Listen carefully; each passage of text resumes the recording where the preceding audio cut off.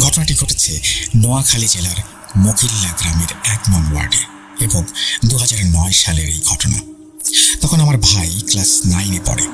আমার ভাই পড়ালেখার পাশাপাশি 5 ওয়াক্ত নামাজ পড়ত এবং কোনো কোনো সময় রাতে মসজিদে থাকতো। তো একদিন মসজিদে থাকার জন্য যেতে চাইল, তখন আমার মা তাকে বলল আজকে না যেতে। তবুও আমার ভাই মাকে কিছু না বলে চলে গেল মসজিদে। মসজিদে যাবার পর এশার নামাজ শেষ করে সে মসজিদে শুয়ে পড়ল এবং সেদিন রাতে ইমাম সাহেব ছিলেন না মসজিদে, তো সে একাই ছিল। আমার ভাই মসজিদে যেখানে ইমাম সাহেব দাঁড়িয়ে নামাজ পড়ান সেখানে শুয়ে পড়েছে। মাঝরাতে হঠাৎ তার ঘুম ভেঙে যায় কোনো একটা শব্দে। শব্দগুলো ছিল এমন যেরকম শব্দ অনেকগুলো মানুষ একসাথে মসজিদের ভেতরে নামাজ পড়লে হয়। তো তার ঘুম ভেঙে যায় এবং সে চোখ খুলে যেটা দেখল, সেটা দেখার জন্য সে মোটেও প্রস্তুত ছিল না। সে দেখল অনেকগুলো অবয়ব একসাথে দাঁড়িয়ে নামাজ পড়ছে। তাদের মুখ বা চেহারা কিছুই দেখা যাচ্ছে না এবং অবয়বগুলো এতই লম্বা যে তাদের মাথা ছাদ পর্যন্ত ঠেকেছে এবং তাদের মধ্যে একজন ইমাম সাহেব হয়ে সামনে দাঁড়িয়ে নামাজ পড়াচ্ছে। আমার ভাই এটা দেখার পরে ভয় পেয়ে চোখ বন্ধ করে রাখলো। 1 সেকেন্ডের জন্য চোখ খুলল না। হঠাৎ সে এলাকার একজন মুরব্বীর কণ্ঠ শুনতে পায়। মুরব্বী বলল, উঠুন ইমাম সাহেব, ফজরের নামাজের সময় হয়েছে, আজান দিন, উঠুন। তো এটা শোনার পর আমার ভাই মনে সাহস পায় এবং চোখ খুলে সে দেখে মসজিদ পুরো ঠান্ডা, সে অবয়বগুলো নেই। মসজিদে এত ঠান্ডা যে এখন মনে হচ্ছে কোনো কিছুই ঘটেনি। আমার ভাই উঠে ফজরের নামাজ শেষ করে বাড়িতে এসে আমার মাকে সব বলে। তো এরপর তার সাথে আর কিছুই ঘটেনি এবং এটাই ছিল তার সাথে ঘটে যাওয়া প্রথম ঘটনা। ঘটনা 2, এই ঘটনাটি ঘটেছে আমাদের এলাকাতে। আমাদের এলাকা হচ্ছে নোয়াখালী জেলার রাজীবপুর গ্রামে এবং এই ঘটনাটি ঘটেছে 2013 সালে। তখন আমার ভাই কলেজে পড়তো। আগেই বলে রাখছি, আমার ভাই যে সময় মাদ্রাসায় পড়তো তখন সে ছিল অনেক ভদ্র। মানে সে সবসময় পাঞ্জাবি বা জুব্বা গায়ে দিত, 5 ওয়াক্ত নামাজ পড়তো, মসজিদে ইমামতি করত, সবাইকে সম্মান করত, আজে বাজে আড্ডা দিত না। এরপর যখন সে কলেজে ওঠে সে পুরোই পাল্টে যায়। নিয়মিত নামাজ পড়ে না, বন্ধু বান্ধবের সাথে আড্ডাও দেয়, তো এইভাবে চলতে থাকে। এরপর তখন সে একটা ড্যান্স স্কুলে ভর্তি হয় এবং কাউকে কিছু না বলে স্কুলে গিয়ে ড্যান্স শেখে। তো একদিন সে স্কুলে যাবে, সেদিন তার স্কুলের টাকা দেওয়ার দিন ছিল। তো সে মাকে বলে কিছু টাকা দিতে। মা টাকা দেয়নি, কারণ তার চলাফেরা এখন অন্যরকম হয়ে গেছে। এরপর সে টাকা হারিয়ে চলে যায়। তারপর আমার ভাই মায়ের আলমারি থেকে মাকে না বলে একটা সময় টাকা নেয়, ভাবে রাতে এসে বলবে। এরপর সেদিন রাতে আমার এক জেঠি আম্মা, তিনি আমাদের বাসায় এসেছিলেন, আমাদের ঘরে ছিলেন তিনি। তো জেঠি আম্মা আমার মায়ের রুমে বসে গল্প করছিলেন, আমিও বসেছিলাম তাদের সাথে। ঘটনাটা শুরু হয় তখন। আমি খুব ছোট, তো গল্পের মাঝখানে আমি হঠাৎ খেয়াল করি মায়ের রুমের দরজায় হেলান দিয়ে দাঁড়িয়ে আছে আমার ভাই। তার চোখগুলো আগুনের মতো লাল হয়ে আছে, সে আমাদের দিকে তাকিয়ে আছে। আমি মাকে বললাম, মা দেখো ভাইয়া এসেছে। মা কিছু বলল না, কারণ ভাইয়া তাকে না বলে টাকা নিয়ে গেছে, তাই মা রাগ করে আছে। এরপর ভাই তার রুমে গিয়ে শুয়ে পড়ল। হঠাৎ আমরা শুনতে পেলাম ভাইয়া চিৎকার করে বলছে, মা মা আমার মাথা চলে যাচ্ছে, মাথায় পানি দেন। মা তখনও কিছু বলছে না, কারণ মার রাগ তখনও পড়েনি। এরপর ভাইয়া আবারও চিৎকার করে বলল, মা মাথায় পানি দেন, জ্বলে যাচ্ছে। এটা শুনে মা আমার বোনকে বলল, যা তোর ভাইয়ের মাথায় পানি দিয়ে আয়। এরপর আমার বোন গেল তার মাথায় পানি দিতে। কিছুক্ষণ পর আবারও শুনতে পেল ভাইয়ার কণ্ঠ, মা আপনি কোথায়, তাড়াতাড়ি আমার মাথায় পানি দিন, আমার মাথা জ্বলে যাচ্ছে। এটা শোনার পর আমি ভাইয়ের রুমে গেলাম, দেখি বোন তো তার মাথায় পানি দিচ্ছে, তবুও ভাই বলছে পানি দিতে। এরপর আমার বোন বলল, আমি তো মাথায় পানি দিচ্ছি ভাই। এরপর সে কতক্ষণ চুপ করে রইল, তারপর আবার বলল, মা আপনি কোথায়, আপনি আমার কাছে আসুন, আমি চলে যাচ্ছি আপনাদেরকে ছেড়ে। এটা শোনার পর মা দৌড়ে গেল তার রুমে এবং বলল, কি হয়েছে বাবা, তুই এরকম করছিস কেন? তারপর আমার ভাই বলল, মা কোথায়? আমার কাছে এসো মা, তুমি আমার বুকে এসো, আমি চলে যাচ্ছি, আমি আমি তোমাদের ছেড়ে চলে যাচ্ছি। এটা শুনে আমার মা চিৎকার দিয়ে কাঁদতে শুরু করে এবং বলে, কি হয়েছে বাবা তোর, তুই এরকম করছিস কেন? আমি তো তোর কাছেই আছি। তো মায়ের চিৎকার শুনে বাড়ির সবাই আমাদের ঘরে চলে আসে। তখন আমার ভাই বলল, আমি চলে যাচ্ছি। মা তাকে জড়িয়ে ধরে কাঁদতে লাগলো। ভাই তখনই বলছে, আমার কাছে এসো মা, আমার বুকে এসো, আমি চলে যাচ্ছি। আবার বলল, মা আমি কিছু দেখছি না, আমি তোমাদেরকে দেখছি না, আমার চোখে সব অন্ধকার। এরপর সবাই মিলে ভাইকে ধরে আমাদের সামনের রুমে নিয়ে আসে। আমার বড় ভাই আমার মেজো ভাইকে ডাকতে লাগলো, আর মেজো ভাইয়ের নাম ছিল শিপন। বড় ভাই বলল, শিপন তুই কই, তুই আমার কাছে আয়। তখন মেজো ভাই তার কাছে যায়। সে আবার বলে, শিপন আমি চলে যাচ্ছি, তুই সবাইকে দেখে রাখিস, মাকে দেখে রাখিস। এটা শুনে মেজো ভাইও কাঁদতে লাগলো। এরপর আমার বোন আমার বাবাকে ফোন করে। আমার বাবা তখন বাড়িতে ছিল না, ঢাকায় ছিল। তো বাবা বলল সকালে আসবে, এত রাতে আসতে পারবে না। তখন রাত 12টা কিংবা তার বেশি বাজে, এত রাতে গাড়ি পাওয়া যাবে না। তো ভাইয়ের এই অবস্থা দেখে বাড়ির সবাই আমাদের ঘরে চলে আসে। তারপর ভাই বলল, আপনারা কোথায় কে আছেন? শুনুন সবাই, আমি কিছু দেখছি না, সব কিছু অন্ধকার। আমার খিদে লেগেছে, আমাকে ভাত দিন, ভাত খাবো। এরপর ভাইকে ভাত দেয়া হলো। সে ভাতগুলো খেলো। খাওয়ার পর আবার বলল, মা বলছি না আমাকে ভাত দিতে, আমি ভাত খাবো। এরপর তাকে আবারও ভাত দেয়া হলো। সে ভাতগুলো খেয়ে আবারও বলছে আবারও ভাত দিতে। এরপর এলাকার মসজিদের ইমাম আর বিভিন্ন হুজুরকে ডাকা হলো। তারা এসে আমাদের বাড়িতে আমাদের সোনাইমুড়ি বাজারের বড় হুজুরকে ডাকলো। তো তিনি আসলেন, এসে কোরআন শরীফ নিয়ে বসলেন আমার ভাইয়ের পাশে। হুজুর কোরআন শরীফ পড়বেন, এমন সময় আমার ভাই কোরআন শরীফটা বন্ধ করে দেয় এবং ওপরের দিকে তাকিয়ে কোরআন শরীফ পড়তে থাকে। হুজুর যে যে দোয়া পড়বে সেগুলো আমার ভাই পড়তে থাকে। এটা দেখে আমরা অবাক।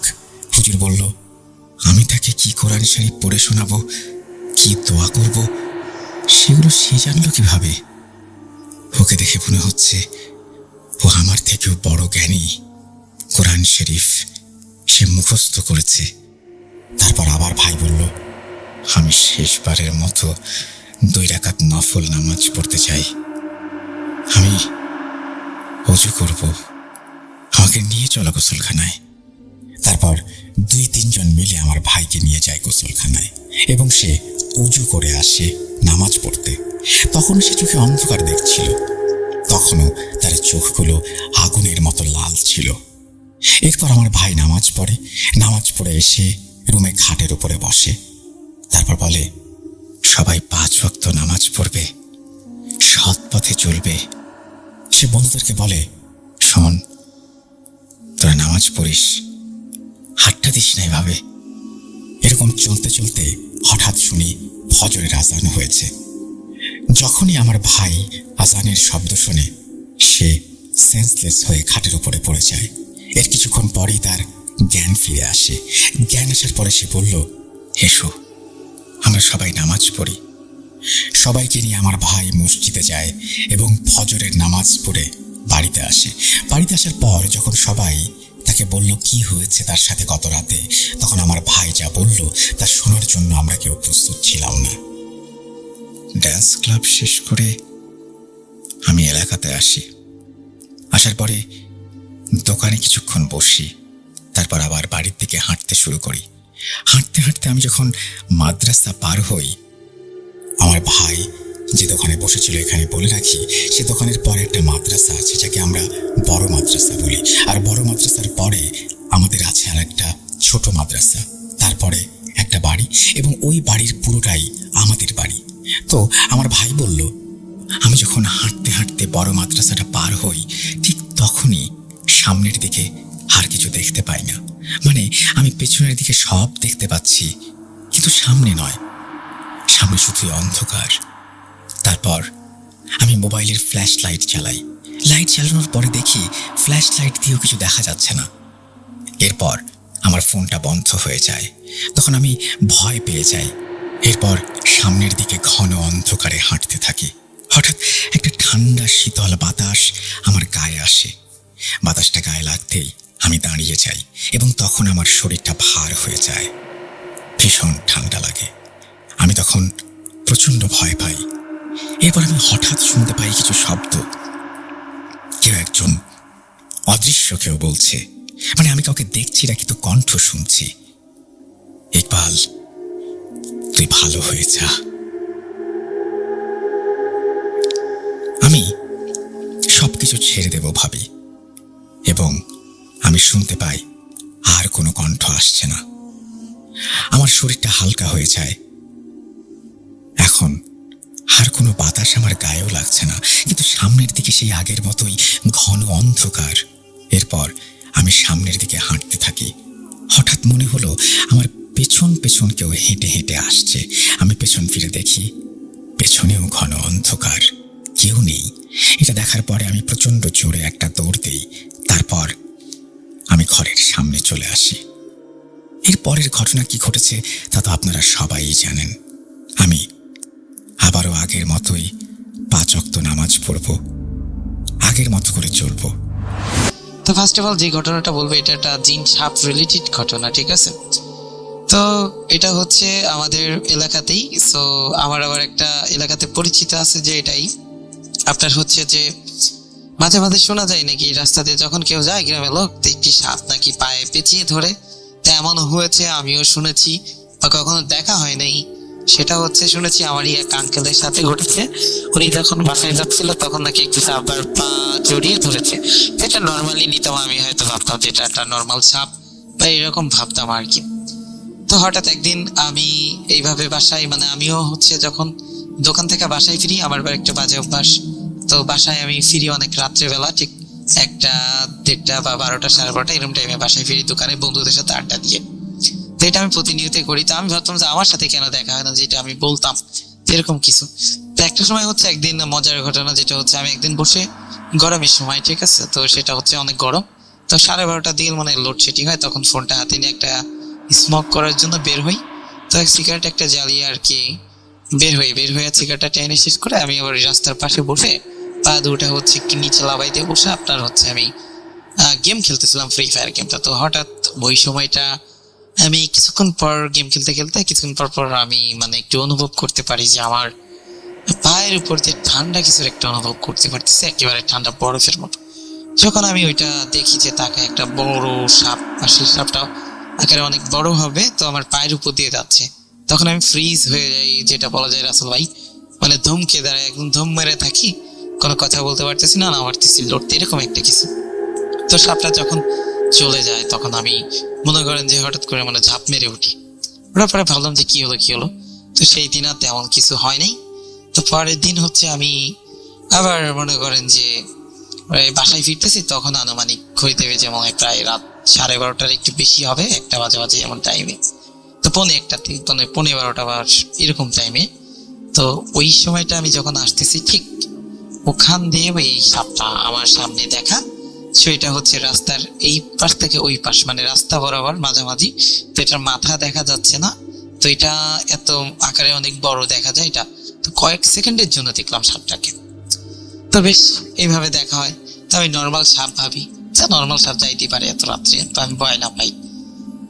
তো ওই রাস্তা দিয়ে যখন আমি আবার পরের দিন, তো এইভাবে আমার সাথে মনে করেন যে প্রায় 2-3 দিন মনে করেন যে একইভাবে দেখা হচ্ছে। এইবার পার্ট টাইম আমার সাথে দেখা ওই সময়টা আমি বাসায় আসার সময় এই সাপটা। তো আমি নর্মালি একদিন ভাবি যে এটাকে আমি মেরে ফেলবো, যেহেতু এটা সাপ। তো আমি হচ্ছে বাসা থেকে বের হচ্ছি, রাত্রে বের হওয়ার আগে একটা লাঠি ভেঙে আমি আবার এক জায়গায় থুয়ে দিই। আমি জানি এই পথে আসলে এটাকে যদি আজকে আমার সামনে পড়ে, তখন থেকে লাঠিটা নিয়ে যাবো, যদি সামনে পড়ে তাহলে আমি মেরে ফেলবো। তো ওই সময়টা আমি রাসেল ভাই বিশ্বাস করেন, সো ওই লাঠিটা নিয়ে যেদিন আছি লাস্ট এরকম 5-6 দিন হওয়ার পরে, যেন লাস্টের দিন আমি যখন ওই লাঠিটা হাতে করে আগাচ্ছি, ঠিক ওই একই পজিশনে ওই সাপটা আমার সাথে দেখা।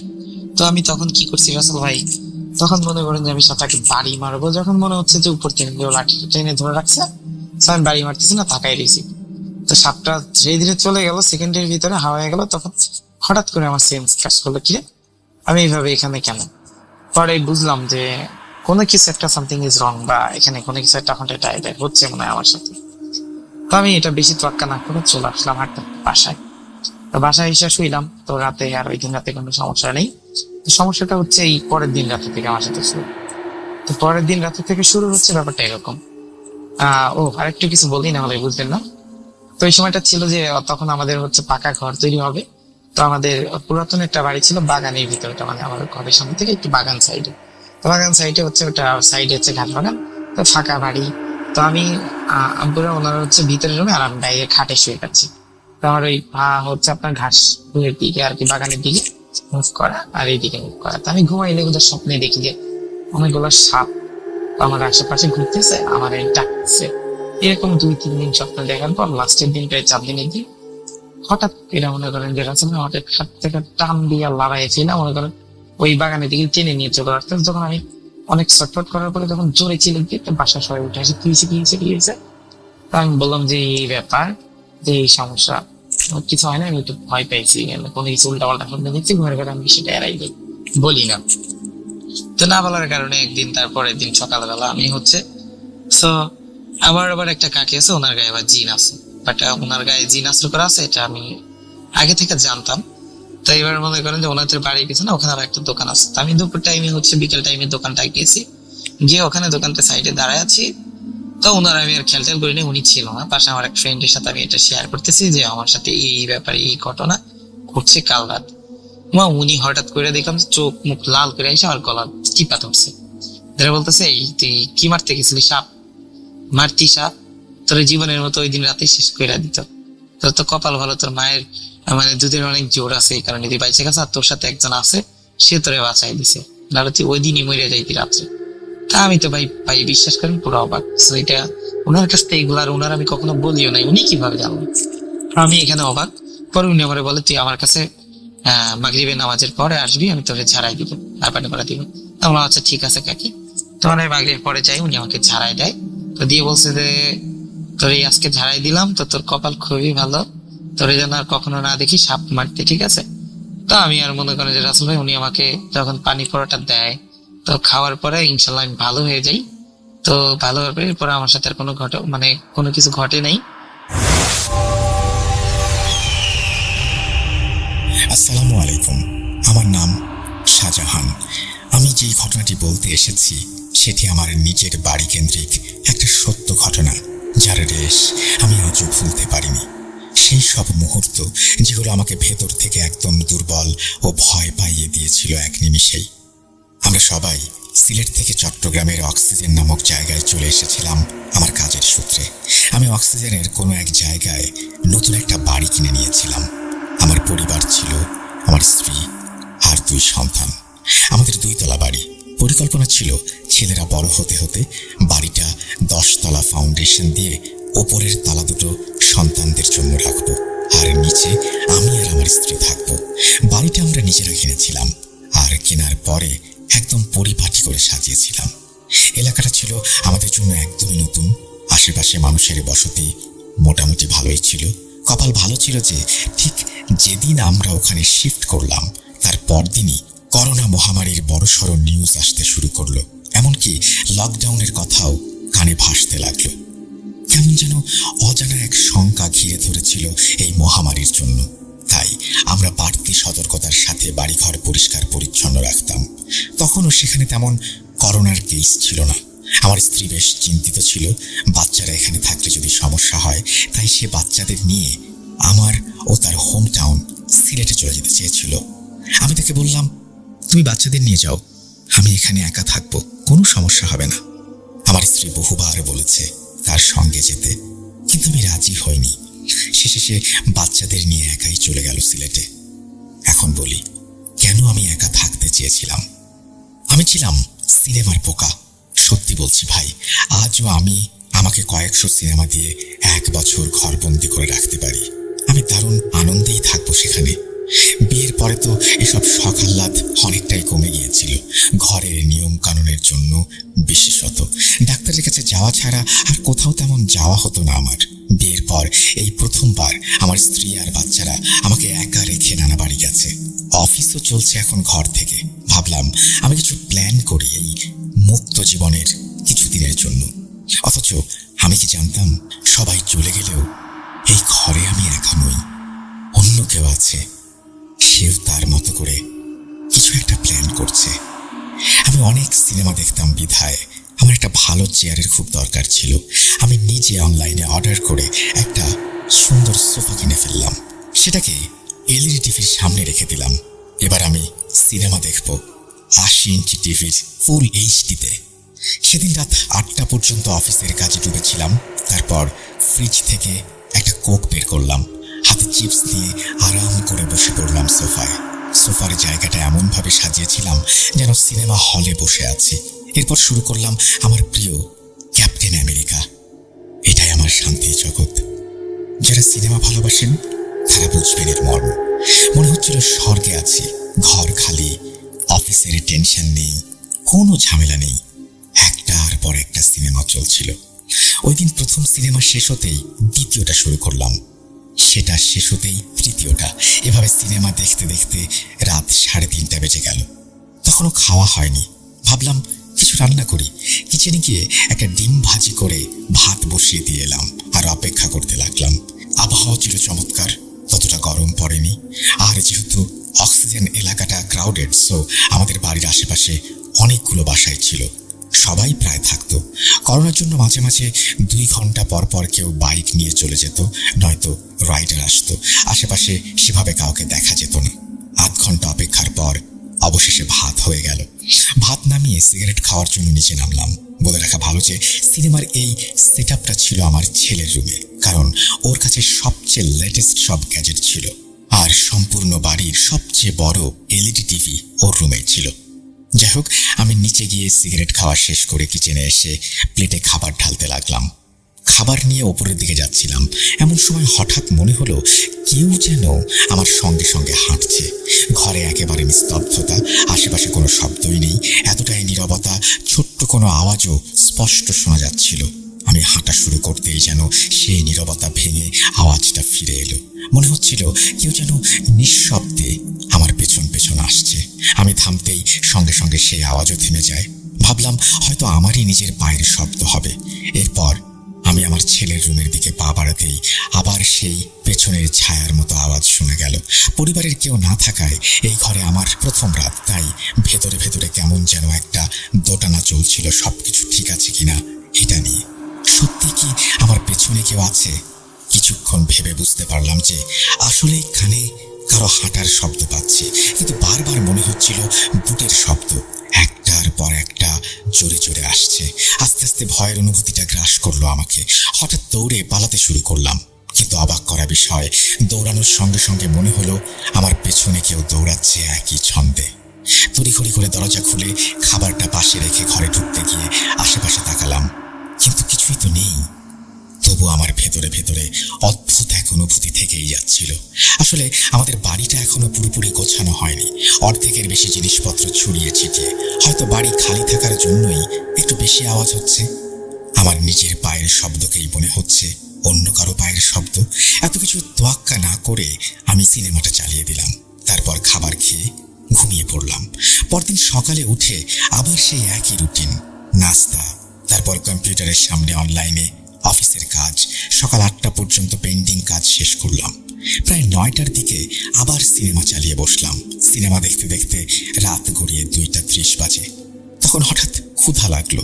আবার আগের দিনের মতো ডিম ভেজে ভাত বসিয়ে দিলাম। ভাত রান্না হতে কিছু সময় লাগছিল, তাই ছাদে গিয়ে সিগারেট ধরিয়ে চারপাশের পরিবেশটা উপভোগ করছিলাম। যে গন্ধটা আসছিল সেটা দারুণ লাগছিল। এদিক ওদিক তাকাতে হঠাৎ চোখ গেল নিচে মেইন গেটের সামনে ফাঁকা জায়গাটার উপরে। মনে হলো গেটের পাশে কেউ বসে আছে। মনে হচ্ছিল যেন একটা মেয়ে বসে আছে। আমার কাছে পরিস্থিতিটা খুব ভয়ানক লাগতে শুরু করলো। আমার বাসার গেটের ভেতরে একটা মেয়ে চুপচাপ বসে আছে, আর সবচেয়ে ভয়ানক ব্যাপার, সে নিচ থেকে আমাদের দিকে তাকিয়ে আছে। ভয় আমার হাত থেকে সিগারেট পড়ে গেল। বুঝে উঠতে পারছিলাম না কি করব। ঠিক তখনই বাসার পাশের দোকানের লোকটা দুধ আর ডিম নিয়ে হাজির হলো। আমি নিচে চাবি ছুড়ে দিয়ে বললাম, ভেতরে ঢোকো। এরপর তাকে ডেকে নিয়ে আসলাম। আমার অবস্থা তখন একেবারেই নাজেহাল। নিচের আমার সাহসী হচ্ছিল না। কয়েক সেকেন্ডের মধ্যে লোকটা উপরে উঠে এলো। আমি তাকে হাতে টাকা দিয়ে জিজ্ঞেস করলাম, ভাই, ওপরে আসার সময় আপনার চোখে কি কোনো মেয়ে পড়েছে? উনি সিগারেট খেতে খেতে বললেন, না তো ভাইজান, আপনাকে ছাড়া এই ঘরে তো আর কাউকে দেখি নাই। আমি আবার ছাদে গিয়ে নিচে তাকালাম, কেউ নেই। মন শান্ত করার জন্য ভাবলাম বাইরে থেকে কেউ ঢুকেছিল। দোকানদার দরজা খোলা রাখার সময় সে চুপচাপ বেরিয়ে গেছে হয়তো, আর দোকানদার হয়তো খেয়াল করেনি। এইভাবে একটা অদ্ভুত গল্প আমার মাথায় আমি গড়ে তুললাম। যদিও এখন ভাবলে মনে হয় এই গল্পের কোনো মাথা মুন্ডু নেই, কিন্তু সত্যিই ভাবার বিষয়, ওই মেয়ে বাড়ির ভেতরে এলো কিভাবে? আর যদি এসেও থাকে তাহলে কেনই বা আসবে? আর এসে দরজার কাছে কেনই বা বসবে? সময়টা এমন ছিল, অদ্ভুত গল্প না বানিয়ে উপায় ছিল না। তাহলে হয়তো ভয় আমাকে সম্পূর্ণভাবে গ্রাস করত। ভয় যদি একবার মনে বাসা বাঁধে, এখানে 1 ঘন্টাও টিকতে পারবো না। যাই হোক, খাবার নিয়ে ঘরে ঢুকে আবার সিনেমা চালিয়ে দিলাম। তবুও মনের ভেতরে চিন্তা, সারা রাত মুভিতে মন বসতে পারলো না। একটা মেয়ের মুখ বারবার মাথায় ঘুরছিল। মনে হচ্ছিল সে যেন জিজ্ঞেস করছে কোনো একটা প্রশ্ন। হয়তো আমি কি করছি এটা নিয়ে। এই রাত 3টায় আমি সোফায় হেলান দিয়েছিলাম। সকালে চোখ খুলতেই দেখি ভয় অনেকটাই কমে গেছে। এমনকি রাতে ঠিক কি হয়েছিল সেটা মনে পড়ছে না। তারপর রাতে অফিস থেকে একটু ফাঁকা সময় পেয়ে সিগারেট খেতে বাইরে গিয়েছিলাম। তখনই আগের রাতের ঘটনাগুলো আবার মাথায় আসতে শুরু করলো, আর ভয়ও আস্তে আস্তে ফিরে এলো। ভাবলাম এখনই একটা সিনেমা চালু করি, তাহলে এই ভাবনাগুলো নিজে থেকেই চলে যাবে আর মনটাও হালকা হয়ে যাবে। ঠিক সেটাই হলো। সিনেমায় এতটাই ডুবে গেলাম যে 3 ঘন্টা কেটে গেল। রাত বাজলো 12টা। ঠিক তখনই সিনেমা শেষ হলো, আর আমি ভাবলাম পরের সিনেমাটা শুরু করি। মনে হচ্ছিল ইলেকট্রিসিটি চলে গেছে। ইউপিএস বা জেনারেটর লাগাইনি, কারণ শুনেছিলাম এখানে প্রায়ই লোডশেডিং হয়। তখনই মনে পড়ল ব্রোকার কিছু একটা বলেছিল। মোবাইলটা হাতে নিয়ে ভাবলাম টর্চটা জ্বালাই, কিন্তু চার্জ নেই। তাই নিজে থেকেই বন্ধ হয়ে গেল। নিজেকে বুঝ দিলাম আরাম করে সোফায় বসে থাক, 10-15 মিনিটের মধ্যে ইলেকট্রিসিটি ঠিকই চলে আসবে। কিন্তু মাত্র 5 মিনিটও যায়নি, এমন সময় শুনলাম কেউ সিঁড়ি বেয়ে ওপরে উঠছে। একটার পর একটা সিঁড়ি পেরিয়ে ওপরের ফ্ল্যাটে এসে পৌঁছচ্ছে। ভাই, কল্পনাও করতে পারবেন না, হয়তো এখন কেউ ঠিক বুঝতেও পারবেন না যে আমার ঠিক কি অবস্থা গেছে। চারিদিক অন্ধকার, এমন অন্ধকার যে কোথাও 1 ফোঁটা আলো নেই। পাশের বাড়িগুলো যেন অদৃশ্য, আর চারপাশে এমন নিস্তব্ধতা যেন মানুষের অস্তিত্ব নেই বললেই চলে। মনে হচ্ছিল কিছু একটা হয়ে গেলে যদি আমি চিৎকারও করি, কেউ শুনতে আসবে না। সেই ভয়টা আস্তে আস্তে মাথায় চেপে বসেছিল। মনে হচ্ছিল কেউ একজন বাইরে থেকে এসে দরজার সামনে ঠিক দাঁড়িয়ে আছে, কারণ তখন পায়ের শব্দটা থেমে গেছে। পরের মুহূর্তে যেটা হলো সেটা আমার শরীর কাঁপিয়ে দিল, কারণ স্পষ্ট শুনতে পেলাম কোনো এক নারী দরজার কাছে দাঁড়িয়ে আমার নাম ধরে ডাকছে। তারপর টুপটাপ শব্দ, আর সঙ্গে সঙ্গে কেউ দরজায় টোকা দিতে লাগলো। ভয়ে আমার হার্ট অ্যাটাক হচ্ছিল। পরে প্রায় অচেতন হয়ে যাচ্ছিলাম। ঠিক তখনই ইলেকট্রিসিটি চলে এলো। একটু সাহস ফিরে পেলাম। ভয়ে ভয়ে দরজাটা খুললাম, কিন্তু বাইরে কেউ নেই। বুঝলাম যা হওয়ার সেটা ঘরের মধ্যেই হয়েছে। সিগারেট হাতে নিয়ে ভাবলাম বাইরে গিয়ে একটু হাঁটি, তাহলে ভয়টা কিছুটা কমবে। সিগারেট নিয়ে সিঁড়ির দিকে গেলাম। পেছন পেছন যাচ্ছিলাম। দরজার কাছে গিয়ে বাইরের রাস্তায় বের হলাম। সারাটা রাত সিগারেট খেতে খেতে হাঁটলাম।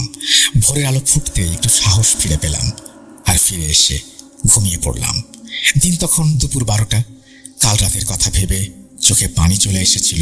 বুঝতে পারছিলাম না কোথায় যাব আর কোথায় গিয়ে রাতে থাকবো। সমস্যা ছিল, বউয়ের সামনে তো সবসময় বড় বড় কথা বলি। যদিও ও মজা করে বলতো, তুমি আমার সঙ্গে চলো, একা একা বাসায় ভয় লাগবে। কিন্তু প্রতিবারই আমি বাহাদুরি দেখিয়েছি। গল্প শুনিয়ে ওকে নিশ্চিত করেছি। ও চুপচাপ চলে গেছে। আর এখন বউকে সব বলতেই লজ্জা লাগছিল। এই দ্বিধাদ্বন্দ্বেই ভুগছিলাম। লজ্জা ছিল, আবার যদি শ্বশুর বাড়ি যেতাম সেটাও একটা সমস্যা। না জানি ওরা কি ভাবে। ওয়েদারটা গরম ছিল, ওখানে ভালোই গরম পড়েছিল। এরপর আমার সঙ্গে এমন একটা ঘটনা ঘটলো যেটার পর আমি আর কিছু ভাবিনি। রাতারাতি নিজের ঘরকে সিনেমার সেট বানিয়ে ফেললাম। আপনারা প্লিজ মন দিয়ে শুনুন। সেদিন রাত মোবাইলটা ফুল চার্জ দিয়ে রেখেছিলাম, যেন লোডশেডিং হলেও আমাকে অন্ধকারে ভুগতে না হয়। আগেভাগে খাবার অর্ডার দিয়ে রেখেছিলাম যেন রাতে বের হতে না হয়। রাত 9টার মধ্যে একটা সিনেমাও চালিয়ে দিয়েছিলাম, কিন্তু ভেতরে ভেতরে মনে হচ্ছিল আজ বড় একটা কিছু ঘটবে। সিনেমা শুরু হতেই আমি এমনভাবে সোফায় আটকে গেলাম যেন চারপাশের সবকিছু একেবারে হারিয়ে গেল। হঠাৎ আমার এলইডি টিভি বন্ধ হয়ে গেল। তখন সিনেমাটা মাত্র 2 ঘন্টা পার করেছি, 1 ঘন্টা তখনও বাকি। আমি এলসিডির দিকে তাকিয়েছিলাম, ভাবছিলাম হঠাৎ কি হলো। তাকিয়ে থাকতে থাকতে নিজের প্রতিবিম্ব দেখতে পেলাম। আমি সোফায় বসে এলসিডি বন্ধ হওয়ার কারণ খুঁজছিলাম। ঠিক তখনই দেখলাম ওই প্রতিবিম্বে কেউ যেন আমার সোফার পেছনে আসছে। এরপর আমি সেই সোফায় এসে সোফার পেছনে দাঁড়িয়ে পড়লাম। তার উপস্থিতি টের পেয়ে আমার নিঃশ্বাস বন্ধ হয়ে আসছিল। সব কিছু দেখছিলাম, কিন্তু সাহস হচ্ছিল না পেছনে ঘুরে দেখার। এলসিডির দিকে তাকিয়ে ভাবছিলাম কে দাঁড়িয়ে আছে আমার পেছনে। সে একজন মহিলা, যাকে গেটের সামনে বসে থাকতে দেখেছিলাম। তিনি সোফার পেছনে দাঁড়িয়ে আমার দিকে তাকিয়েছিলেন। কয়েক সেকেন্ডের জন্য আমি যেন অচেতন হয়ে পড়েছিলাম। আর কোনো সংশয় থাকলো না, সে যেন আমার দিকে তাকিয়ে সতর্ক বার্তা দিচ্ছিল, এখান থেকে চলে যাও। আমি বাড়ি লক করে দিলাম। আর কিছু ভাবতে পারিনি, এক প্রকার পাগলের মতো দৌড়ে ঘর থেকে বেরিয়ে গেলাম। পথে ছিনতাইয়ের ভয় ছিল, তবুও অনেক কষ্টে আমি বাস স্ট্যান্ডে চলে গেলাম। রাতে বাসে যখন বসলাম তখন অবসাদে আমার ঘুম চলে এলো। আমি স্বপ্নে দেখলাম যে সেই নারীর অবয়বের মুখে রক্ত। আমার ছেলেরা মেঝেতে নিথর হয়ে পড়ে আছে, ওদের গলা কাটা। আমার স্ত্রী, তার কোটরে চোখ নেই। নারী অবয়বটা আমার কাছে এসে আমার গলায় ধারালো ছুরির মতো নখ বসিয়ে দিল। বাঁচতে চাইলে চলে যাও, এটা আমাদের বাড়ি। ঘুম ভাঙতেই দেখলাম চলে এসেছি সিলেটে। সব কষ্টের পথ পেরিয়ে যখন সিলেটে পৌঁছালাম তখন মনে এক ধরনের স্বস্তি এলো। সকাল সকাল পরিচিত হুজুরকে কল দিয়ে সবকিছু জানালাম। উনি বললেন, শাহজাহান ভাই, এই বাড়িতে জিনের বাস আছে, এখানে থাকা ঠিক হবে না, জলদি চলে যান। আমি বাড়ির পুরাতন মালিককেও কল করলাম। উনি আমার কথা শুনে আমার কাছে ক্ষমা চাইলেন আর বললেন ওই বাড়িতে ওনার বড় মেয়ে নাকি সুইসাইড করেছিল। আমি পুরাতন মালিককে আর কিছু বললাম না। শত হলে বেচারার মেয়ে মারা গেছে। তিনি আরো বলেছিলেন ওনার বড় মেয়ে নাকি কালো জাদুর প্র্যাকটিস করতো বাড়িতে। এরপর শ্বশুর বাড়ি গিয়ে বউকে সব খুলে বললাম। সে বলল, এই বাড়িটা দ্রুত বিক্রি করে দাও, এত খারাপ পরিস্থিতিতে বাচ্চাদের নিয়ে ওই বাড়িতে থাকা নিরাপদ না। ব্রোকার ছিল আমার বন্ধু, তাকে বললাম বাড়িটা বিক্রি করতে। সে আমার বাড়িটা জলদি বিক্রি করিয়ে দিল। আর এরপর কোভিডের পরিস্থিতি একটু স্বাভাবিক হতেই আমি নিউ মার্কেট এলাকায় একটা বাসা নিলাম। এবার আমার বাসার পূর্ব ইতিহাস সবকিছু ঘেটে খুঁটে তারপর বাসাটা কিনেছি। আল্লাহর রহমতে নতুন বাসায় আমাদের সাথে আর কোনো সমস্যা হয়নি। আমি মোহাম্মদ আরিফুল ইসলাম, দেশের বাড়ি সিলেট হবিগঞ্জ বিভাগ, মাধবপুর থানা, কোন একটা গ্রামে। তো আমি সৌদি প্রবাসী, সৌদি আরব মদিনা এমবোতে থাকি। আগে একটা ইমেল করেছিলাম, শায়দ সম্ভবত কোনো একটা কারণে ইমেলটা সিলেক্টেড হয়নি। তো এটা যদি সিলেক্টেড হয় তো রাসেল ভাই ইমেল করে জানাবেন। আর কাজের কারণে আপনাকে ইমেল বলা হয়নি। আমার কাছে অসংখ্য ঘটনা আছে। একটি ঘটনা আছে লোমহর্ষ, আর আরেকটি ঘটনা আছে আপনার নর্মালি একটা বাড়ি কেন্দ্রিক। তো বেশি কথা বলবো না, আমি আমার ঘটনায় চলে যাই। তো আমার মামাতো ভাইয়ের সাথে কাছ থেকে শোনা ঘটনাটা, এটা আপনার ওর বাবার সাথে ঘটে যাওয়া। তো আমি ওর সাথে ফ্রেন্ডলি চলাফেরার সময় ঘটনাটা শুনতে পাই। ও একদিন বলে যে ওর বাবা, আমাদের বাড়ির পাশে আপনার নদী আছে, এর সাথে একটা ব্রিজ আছে, ব্রিজ কেন্দ্রিকও একটা ঘটনা আছে। তো অনেক ওর বাবা ছোট যে সময় ছিল ওই সময় আপনার ওর বাবা সবার সাথে মাছ ধরতে যায় নদীতে। মাছ ধরাকালীন তো অনেক নদীতে এমনও জায়গা আছে যেখানে আপনার গভীর অনেক বেশি, আবার অনেক জায়গা আছে আপনার হাঁটু পানি। তো ওর বাবা বন্ধু বান্ধব নিয়ে যায়। যাওয়ার পরে ওই সময় আমরা ডেক নিয়ে যাইতো, এখনো মাছ মারে। তো যাওয়ার পরে আপনার অনেকক্ষণ মাছ মারার পরে অনেক মাছ পাওয়ার পরে হঠাৎ করে ডুব দেই পানির নিচে মাছ ধরার জন্য। ডুব দেওয়ার পরে আর ওঠে না। তারপর আপনার এই কনি জাল, যেটা উড়াইনা জাল বলা হয়, আমাদের এখানে কনি জাল বলে, ওই জাল মারে একজন লোক ছিল।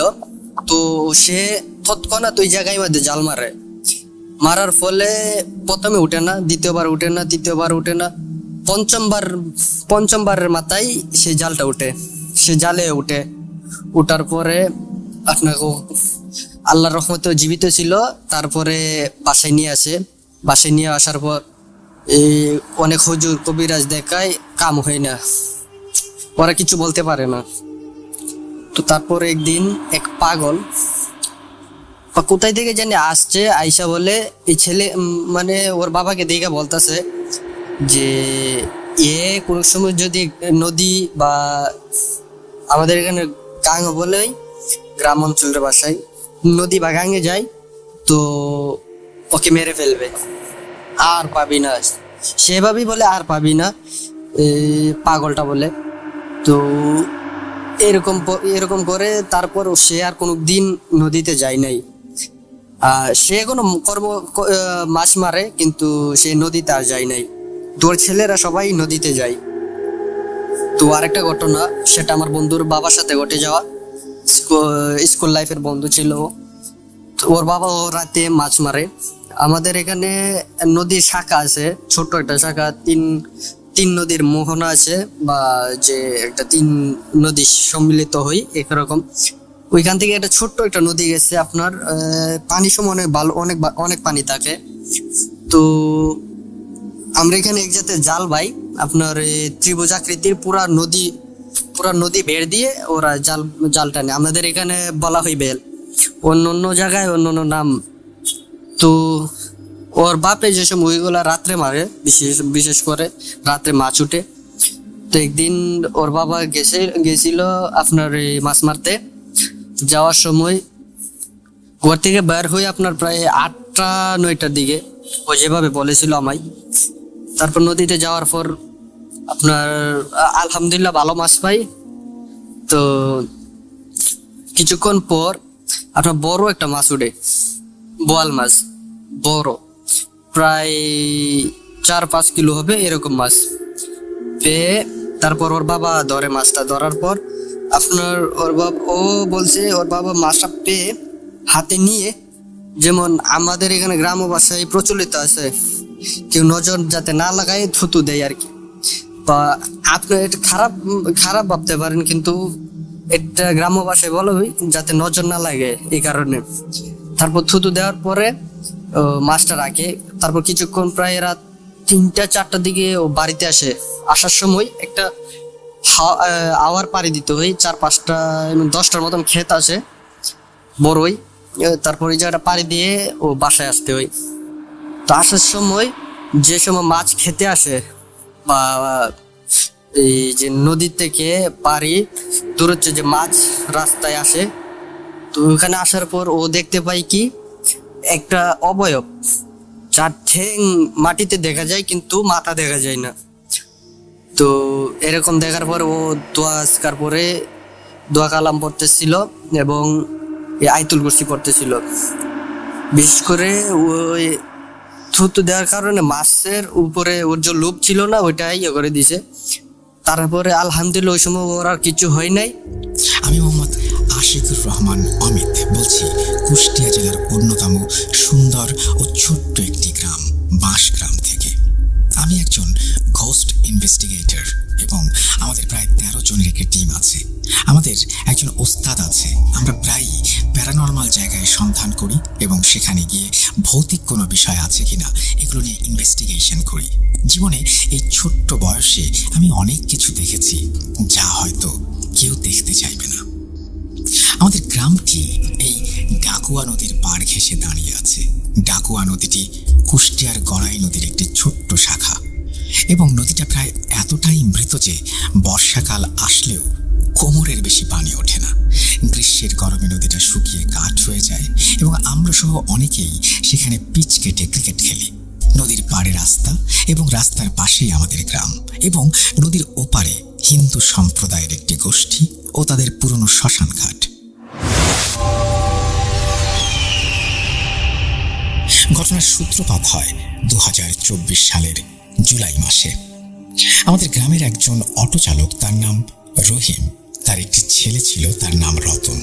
বয়স আনুমানিক 7 থেকে 8 বছরের মতো হবে। একদিন বিকেলে ছেলেটি তার একটি ফুটবল নিয়ে খেলতে বের হয়। বাড়ির পাশে একটা খোলা জায়গায় যায় সে, যেখান থেকে নদীটা অনেকটাই দূরে।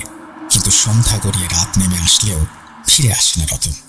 বাড়িতে না আসায় রতনের মা খুঁজতে বের হন তাকে, কিন্তু অনেক খোঁজাখুঁজির পরেও পাওয়া যায় না।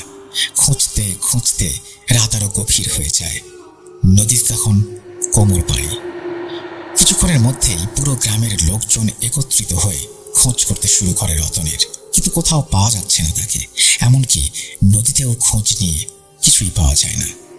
কিন্তু এই যে এত কিছু করা হলো, তার যে চিহ্ন মাত্র নেই, এটা মেনে নেওয়া কঠিন। কোনোভাবে রহিম ভাই এবং তার স্ত্রীকে সান্ত্বনা দিয়ে আমরা সবাই খোঁজ বন্ধ করি। সকালে আলো ফুটতেই আমরা আবার বের হই। কেউ কেউ মাইক ভাড়া করে ছুটে যায় আশেপাশের গ্রামগুলোতে। কোথাও নেই রতন। এভাবে কেটে যায় আরো একদিন। পরের দিন সকালে রতনের চাচি বাজারে যাচ্ছিলেন কিছু কেনাকাটা করার জন্য। বলে রাখি, আমাদের এদিকে অটো ভ্যান চলাচল করে সব সময়। তো উনি যখন ভ্যানে উঠে বসেন, তখন ওনার চোখ যায় নদীর মাঝে রতনের লাল ফুটবলের ওপর। তখন উনি চিৎকার করে খবর দেয় পুরো গ্রামবাসীকে। সবাই সেখানে যায় এবং নদীতে নেমে খুঁজতে থাকে রতনকে। কোথাও নেই রতন। এমনকি পানি এতটাই স্বচ্ছ যে পানিতে মাথা ডোবালেও নিচের মাটি সহ সবকিছু স্পষ্ট দেখতে পাওয়া যায়। অনেক খোঁজাখুঁজির পর খবর দেওয়া হয় ফায়ার সার্ভিসে এবং পুলিশকে। খোঁজ চলতে থাকে পানিতে, কিন্তু কোথাও কোনো চিহ্ন নেই। এভাবে খোঁজ চলতে থাকায় প্রায় 2 দিন কেটে যায়, কিন্তু পাওয়া যায় না তাকে। 2 দিন পর আবার ছোট মামা নদীতে নামেন গরু গোসল করানোর জন্য, কিন্তু হাঁটু পানিতে নেমেই গরুটি হঠাৎ কেমন যেন ডেকে ওঠে পানির দিকে তাকিয়ে এবং ছুটে চলে যায়। মামা গরুটিকে ধরতে চেষ্টা করলেও গরুটি দৌড় দিয়ে বাড়িতে চলে আসে। শরীরে কাঁদা হয়ে যাওয়ায় মামা আবারও নদীতে যায় এবং পানিতে ডুব দিতেই কিছু একটা দেখে উনি পাড়ে উঠেই চিৎকার করে বেহুঁশ হয়ে যান। তখন রাস্তা দিয়ে যাওয়ার সময় একজন ভ্যান চালক ওনাকে দেখে এবং নিচে এসে ওনাকে হুঁশে ফেরায়। এরপর মামা ওনাকে বলেন নিচে উনি কাউকে বিভৎস অবস্থায় দেখেছেন। তখন ভ্যান চালক আশেপাশের লোকজনকে খবর দেয় এবং সবাই এসে একটা লাশ উদ্ধার করে। লাশটা আর কারো নয়, রতনের। রতনকে এতটা বিভৎস অবস্থায় পাওয়া যায় যে তাকে যদি দুর্বল হৃদয়ের কোনো মানুষ দেখে, সে সহ্য করতে পারবে না। লাশের বিবরণটা ছিল ওর হাত 2টা আকাশের দিকে, যেমনটা মানুষ আত্মসমর্পণ করলে করে, এবং চোখ 2টা বের হয়ে গেছে, সাথে ওর জিহ্বা অস্বাভাবিকভাবে বাইরে এসে পড়েছে। তারপর গ্রামের সবাই লাশটা ধরে নিয়ে আসে এবং দাফন কাজ সম্পন্ন করা হয়। কেটে যায় 1 মাস। নদীতে তখন পানি নেমে গেছে অনেকটা। একদিন আমাদের গ্রামের এক মেয়ে শান্তা একটি গামলায় করে কিছু কাপড় নিয়ে নদীতে যায় কাপড় ধুতে, কিন্তু অনেক সময় পার হয়ে গেলেও সে আর ফিরে আসে না। বাবা মায়ের একমাত্র আদরের মেয়ে এভাবে অনেক সময় পার হয়ে গেলেও বাড়িতে না আসায় শান্তার মা নদীতে যায় ওকে ডেকে নিয়ে আসতে। কিন্তু নদীর পাড়ে বসে আছে শুধু ওর গামলা ভর্তি জামা কাপড় আর জুতো, এবং পায়ের ছাপ স্পষ্ট বলে দেয় ও নদীতে নেমেছে কিন্তু আর উঠে আসেনি। ব্যাপারটা অল্প সময়ের মধ্যেই জানাজানি হলে সবাই নদীতে নামি আমরা, এবং টানা 4 দিন খোঁজ করার পরও আমরা ব্যর্থ হয়ে ফিরে আসি। সবার মাথায় তখন একটাই প্রশ্ন, এই হাঁটু পানিতে মেয়েটা যাবে কোথায়? মেয়ে হারানোর শোকে পাগলের মতো হয়ে যায় ওর বাবা মা, কিন্তু পাওয়া যায় না তাকে। চলে যায় আরো 5 মাস। বৃষ্টির মৌসুম চলে গেলে নদীর পানি নামতে শুরু করে এবং নদীর পানি শুকিয়ে ওপরের মাটি শক্ত হয়ে যায়। আমরা পিচ কাটার জন্য সবাই মিলে কোদাল ও কাস্তে নিয়ে চলে যাই সেখানে। আমরা প্রায় 20-25 জনের একটি টিম জঞ্জাল সাফ করে নিচে কাটার জন্য নদীর মাঝখানে একটা জায়গা নির্মাণ করি। পিচ কাটা শুরু করি। প্রথমে আমরা সিদ্ধান্ত নেই যে মাটি ওপর থেকে সরিয়ে সমান করে দিলেই হবে। আমাদের দলের একটা ছেলে রকি কোদাল হাতে নিয়ে পিচের কাজ শুরু করে এবং বাকিরা সবাই মাটি সরানোর কাজ করতে থাকে। যখন আমরা পিচের অর্ধেকটা সম্পন্ন করে ফেলেছি তখন রকি আমাদের সবাইকে ডাক দেয় এবং আমাদের রক্তের মতো কিছু একটা দেখায়। শক্ত মাটি, সেখান থেকে রক্ত বের হয়ে আসছে। ওই জায়গায় কেমন নরম তুলতুলে হয়ে আছে। তারপর ওপরের মাটি সরাতেই আমরা ওইখানে একটা পা আবিষ্কার করি। পরে আমরা পুলিশকে ফোন করলে সেখানে পুলিশ আসে এবং লাশ সংগ্রহ করে। তবে আশ্চর্যের বিষয় হলো এই লাশটাও আর কারো নয়, সেই শান্তার। আজ থেকে 5 বছর আগে এই নদীতে যে হারিয়ে গিয়েছিল। তবে ভয়ের ব্যাপার হলো এই যে ওর শরীরের মাংস একটুও পচেনি এবং পুরো শরীরে টিউমারের মতো পানি দিয়ে ফোসকা পড়ে গেছে। আর ওকে এমনভাবে পুঁতে রাখা হয়েছিল যেন কেউ ওর চুল ধরে মাটির নিচে নিয়ে গিয়েছিল। লাশের বিবরণ ওই রতনের মতো 2টা হাত আকাশের দিকে আর চোখ ও জিহ্বা বের হয়ে এসেছে অস্বাভাবিকভাবে। পুলিশ লাশটাকে নিয়ে চলে যায় এবং যাবতীয় কার্যকলাপ শেষ করে জানাজা পড়িয়ে লাশটিকে দাফন দেওয়া হয়।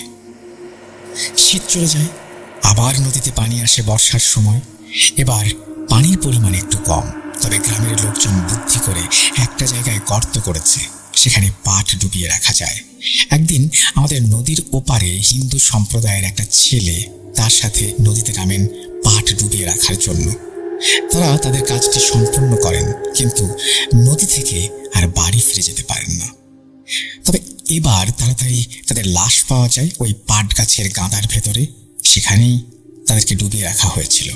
তখন হাত 2টা ওপরে আকাশের দিকে এবং চোখ ও জিহ্বা বের হয়ে এসেছে। মাত্র কয়েক ঘন্টায় লাশের মুখটা এত বিভৎস হয়ে গিয়েছিল যে আমরা যখন লাশ 2টা দেখি আমাদের হৃৎপিণ্ড কেঁপে ওঠে। পুলিশ এবারেও তদন্ত চালায়, কিন্তু কিছু পায় না। তবে এইবার আমাদের টিমের সবাই মিলে একটা আলোচনা করি এবং রহস্য উদ্ঘাটনের জন্য প্ল্যান করি।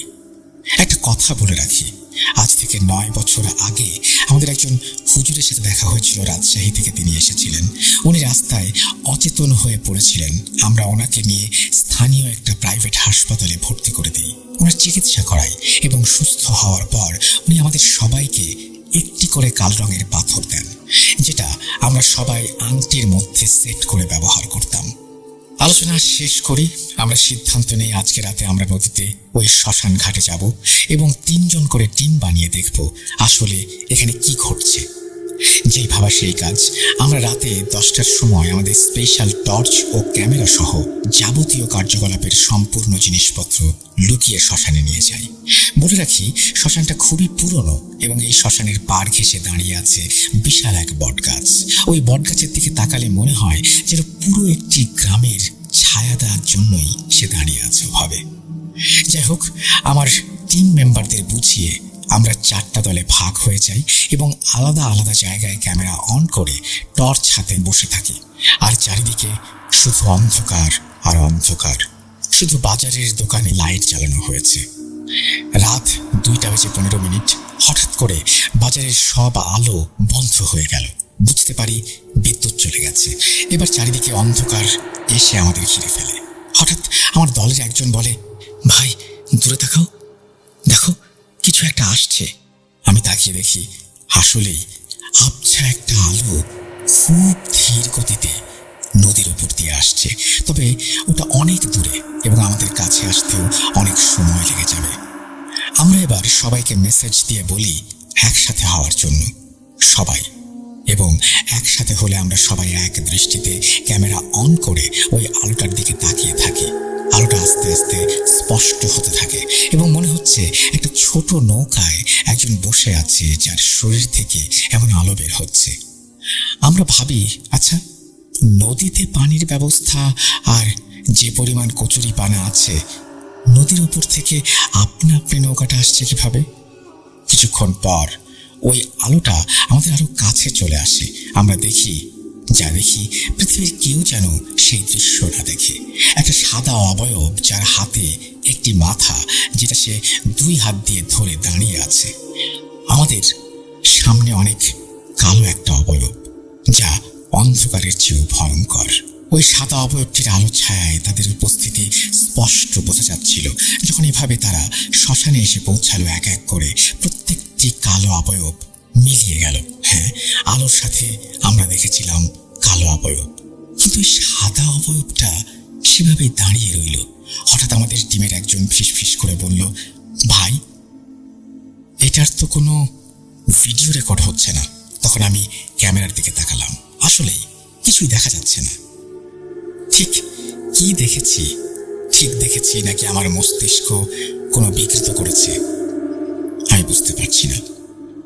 কিছুক্ষণ পর হঠাৎ মনে হলো নদীতে প্রবল বেগে স্রোত হচ্ছে এবং প্রচুর পানি নদীতে, কারণ স্রোতের আওয়াজ স্পষ্ট শোনা যাচ্ছে, বোঝা যাচ্ছে।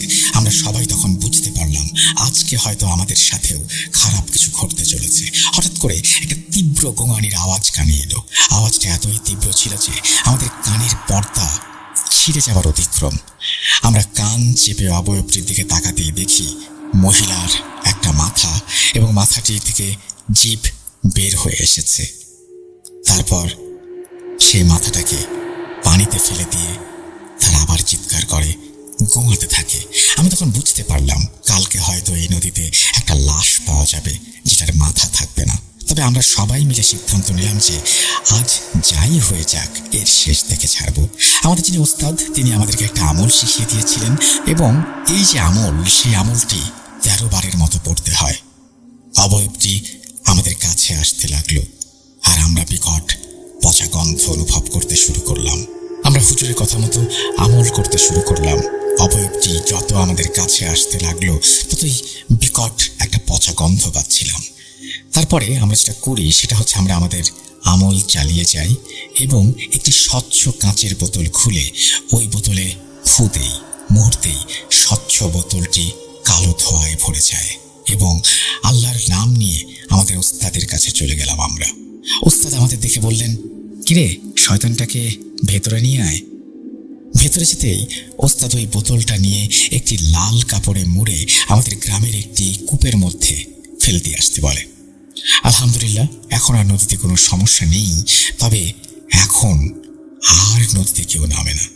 নদীটার অস্তিত্ব বিশাল হলেও মন থেকে উঠে গেছে এই গ্রামবাসীর।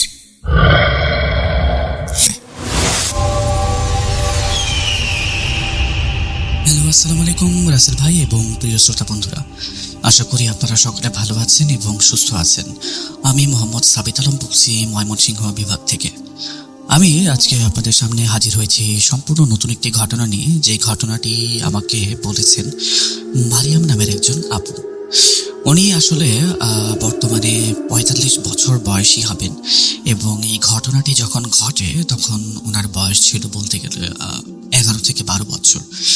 উনি যতটুকু আমাকে আর কি বলেছিলেন, মারিয়াম আপুর বাসস্থান ছিল টাঙ্গাইলের কোনো একটা জায়গায়। আমি প্রাইভেসির জন্যে ওনার এক্স্যাক্ট ঠিকানাটা বলছি না, কিন্তু টাঙ্গাইলের কোনো একটা জায়গায় ওনার বাসস্থান ছিল।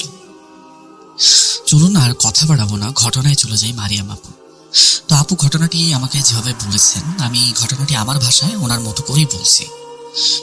উনি বলেছিলেন যে যখন ওনার বয়স এরকম 11 থেকে 12 বছর হয়েছে, ওনার বাবা ছিল না ওই টাইমে। ওনার বাবার 1-1.5 বছর আগেই মৃত্যু হয়ে যায়। তো ওনার বাবার মৃত্যু হওয়ার পরে ওনাদের বাসার যে কন্ডিশনটা ছিল সেটা হচ্ছে ওনাদের ওনার বাবার পেনশনের যে টাকাগুলো আসলে আসতো সেগুলো দিয়ে, আর ওনারা যে বাড়িতে থাকতেন সেটার নিচতলায় ভাড়া দেওয়া ছিল। ওই ভাড়ার টাকায় ওনাদের আসলে দিন চলে যাচ্ছিল কোনো রকমে।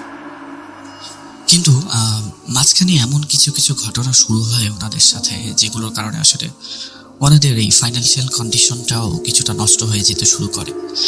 যেমন ওনাদের বাসার নিচতলায় যে ভাড়াটিয়াটা ছিল, ওনারা বারবার হচ্ছে আপুদের কাছে নালিশ করতো যে আমাদের বাসায় কোনো একটা প্রবলেম আছে, হয়তো বা মেবি জিন রিলেটেড কোনো প্রবলেম আছে। সো আপনারা বিষয়টি একটু দেখেন বা কোনো হুজুরের পরামর্শ নেন। কিন্তু মারিয়াম আপু এবং তার আম্মু এই বিষয়গুলোতে খুব বেশি একটা পাত্তা দিতেন না। কারণ ওনারা চিন্তা করতেন কি যে মাঝে মাঝে ভাড়াটিয়ার এরকম আচরণ করে যেন ওনাদের কাছ থেকে ভাড়াটা বেশি না নেওয়া হয়, বা বছর বছর যে একটা ভাড়া বাড়ানোর টেন্ডেন্সি আছে সেটা যেন মানে না করা হয়। ওনাদের বাসার বর্ণনা যদি দেওয়া হয় তাহলে ওনাদের বাসাটা ছিল 2 তলা বিশিষ্ট একটা বাসা, যে বাসার উপরের তলায় ওনারা নিজে থাকতেন এবং নিচ তলায় থাকতেন ভাড়াটিয়ারা। আর একটা কথা হচ্ছে, মারিয়াম আপুর বাসায় যারা থাকতেন ওনারা 2 জন সদস্যই, মারিয়াম আপুর আম্মু এবং উনি নিজে। ওনার আর কোনো ভাই বোনও নেই, যেহেতু বাবা নেই, কাজেই 2 জন একসাথেই থাকতেন। এভাবেই দিন যাচ্ছিল আস্তে আস্তে। নিচতলা থেকে কমপ্লেন্ট আসতে শুরু করলো প্রায় প্রতিদিন। এরকম কমপ্লেন্ট আসতে আসতে একদিন সেই ভাড়াটিয়ারা বলল মারিয়াম আপুর আম্মুকে যে আমরা বাসাটা ছেড়ে দিচ্ছি, we can not live here anymore because this is dangerous I think right now. এরপরে ওনারা বাসাটা ছেড়ে দেওয়ার জন্য সম্পূর্ণ পদক্ষেপ নিয়ে নিলেন। 1 মাস আগে নোটিশ দেওয়ার পরে পরের মাস শুরু হয়নি, ওনারা মোটামুটি প্রায় 25-26 তারিখের দিকে বাসাটা ছেড়ে দেয়, মানে আলটিমেটামের আগেই বাসাটা ছেড়ে দেওয়া হয়। বাসা ছেড়ে দেওয়ার পরে মারিয়াম আপু এবং ওনার আম্মু যে ছিলেন 2 জন মিলে বাসার ভেতরে সম্পূর্ণ চেক করেন এবং পরিষ্কার করান। আর দেখেন ভেতরে কোনো কিছুই নেই, একটা সুইও নেই, এরকম একবারে খুবই পরিষ্কার বাসা। মানে পরিষ্কার বলতে পুরাতন ভাড়াটিয়ার কোনো জিনিসপত্র নেই, কিন্তু যেহেতু বাসাটা ভাড়া দিতে হবে সেহেতু ওনাদেরকে বাসাটা ক্লিন করানোর প্রয়োজন ছিল। তো ওনারা বাসাটাকে লোক দিয়ে ক্লিন করান এবং লোকগুলো ওনাদের পরিচিতই ছিল। এরপর যখন আবার বাসা ভাড়া নেওয়ার কথা ওঠে, অন্য কারো ভাড়াটিয়ার কেউই বাসা ভাড়া নিতে চায় না, কারণ ওনাদের যে ভাড়াটিয়ারা ছিল ওনারা আসলে মারিয়াম আপুদের সাথে একটা নাইনসাফি করে গেছে বলে উনি মনে করেন। যেমন ওনারা বাসা ছাড়ার কারণ হিসেবে প্রতিবেশীদেরকে এটা বলে গিয়েছিলেন যে ওনাদের বাসায় জিনের উপদ্রব বা অশরীরী কিছুর উপদ্রব আছে, যেই কারণে ওনারা বাসাটা ছাড়তে বাধ্য হচ্ছেন। এই কারণে আসলে যখনই কোনো মানুষ বাসা ভাড়া নিতে আসতো তখনই তাদের মাথায় এই জিনিসগুলো ঢুকিয়ে দেওয়া হতো। কারণ আপনি চিন্তা করে দেখেন ডিয়ার লিসেনার, যখন আপনি কোনো একটা বাসা ভাড়া নিতে যাবেন অবশ্যই সেই এলাকার মানুষের কাছ থেকে সেই বাসা, বাড়িওয়ালা বা ওখানে কে কে থাকে সবকিছু বিষয়ে কিন্তু আপনি একটা মানে টোটাল ইনভেস্টিগেশন করবেন বা টোটাল ইনফরমেশন কালেক্ট করবেন। তো বাকি ভাড়াটিয়াদের ক্ষেত্রেও জিনিসটা এমনই ছিল। কিন্তু মারিয়াম আপুদের বাসার এই বদনামটা শোনার পরে কেউই সেই বাসায় ওঠার জন্য রাজি হয় না। তো এইভাবেই বাসাটা খালি পড়ে থাকে একেবারে। তো বাসা যেহেতু খালি, সেই ক্ষেত্রে এখন মারিয়াম আপুদের যে দোতলায় বাসা ছিল ওনাদেরও ভয় লাগতে শুরু করে। কারণ সম্পূর্ণ বাসায় এই 2 তলা একটা বাসা, এই সম্পূর্ণ 2 তলা বাসায় ওনারা ছাড়া আর কেউ নেই, 2 জন মাত্র মহিলা মানুষ। তো ওনাদের কিছুটা ভয় লাগতে শুরু করে যে যদি এখানে এরকম উল্টাপাল্টা কিছু হয়েও যায় আমাদেরকে কে রক্ষা করবে এসে, এরকম চিন্তা তাদের হতো। তো একদিন রাতের বেলা ওনারা ঘুমাচ্ছিলেন, এমন সময়ে নিচতলা থেকে খুবই জোরে দৌড়াদৌড়ির সাউন্ড আসতে শুরু করে, খুবই জোরে জোরে। ইটস জাস্ট লাইক যে ওই বাসাটায় there is a party going on, একটা পার্টি হচ্ছে, কিন্তু নিচতলায় তো কেউ নাই। তাহলে পার্টি, এরকম সাউন্ড, এই জিনিসগুলি কোত্থেকে আসছে? ওনার আম্মু ওনাকে বললেন যে মা দেখো, তোমার এগুলো নিয়ে এত কিছু চিন্তা করার দরকার নাই, জাস্ট তুমি ঘুমায় যাও। কিন্তু মারিয়াম আপু দেখেছিলেন যে ওনার মায়ের চোখে মুখে একটা ভয়ের ছাপ, কারণ 2 জনেই জিনিসটা শুনতে পেয়েছিলেন। এভাবে সেদিন পার হয়ে গেল এবং পরবর্তী দিন ওনাদের বাসায় ওনাদের প্রতিবেশীরা আসলো। এসে ওনার আম্মুকে বলছে যে আপা, আপনাদের বাসা থেকে তো রাতের বেলা এরকম সাউন্ড পাচ্ছিলাম, কোনো কিছু কি সমস্যা ছিল? মারিয়াম আপুর আম্মু বলে কি না, এরকম তো আসলে কোনো সমস্যা তো নাই, বাট আমরা সাউন্ড পেয়েছিলাম, হয়তো বা নিচে কোনো কুকুর বিড়াল মারামারি করছিল এই কারণে হয়তো। কিন্তু মারিয়াম আপুর আম্মু বুঝতে পেরেছিলেন বিষয়টা যে there is something going on, যেটা ইজ নট রাইট। এরপরে একদিন মারিয়াম আপু স্কুল থেকে ফিরলেন এবং উনি দেখলেন যে ওনার আম্মু বাড়িতে নেই। ওনার আম্মু বাড়িতে না থাকার জন্য উনি রান্নাঘরে গেলেন এবং গিয়ে দেখলেন কি যে রান্নাঘরে আজকে কি রান্না করা আছে, আমি কি খাবো। গিয়ে দেখলেন মানে রান্নাঘরে মোটামুটি রান্না তখনও শেষ হয় নাই, ওনার আম্মু ভাত রান্না করে গেছেন, আর যে তরকারি ছিল ওটা সম্পূর্ণ রান্না না করেই মেবি কোনো একটা কাজে বাহিরে গেছেন।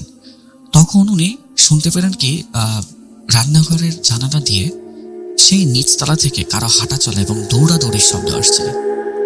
এবার উনি বেশ কিউরিয়াস হয়ে গেলেন এবং চিন্তা করলেন কি যে I need to go there and look for what is it. তো উনি চলে গেলেন আস্তে আস্তে সেখানে। যেহেতু দিনের বেলা ওনার ভয় লাগছিল না, আর ওনার যে বয়সটা, এই বয়সে আসলে জিন ভূত কি উনি সেটা বুঝতেনও না।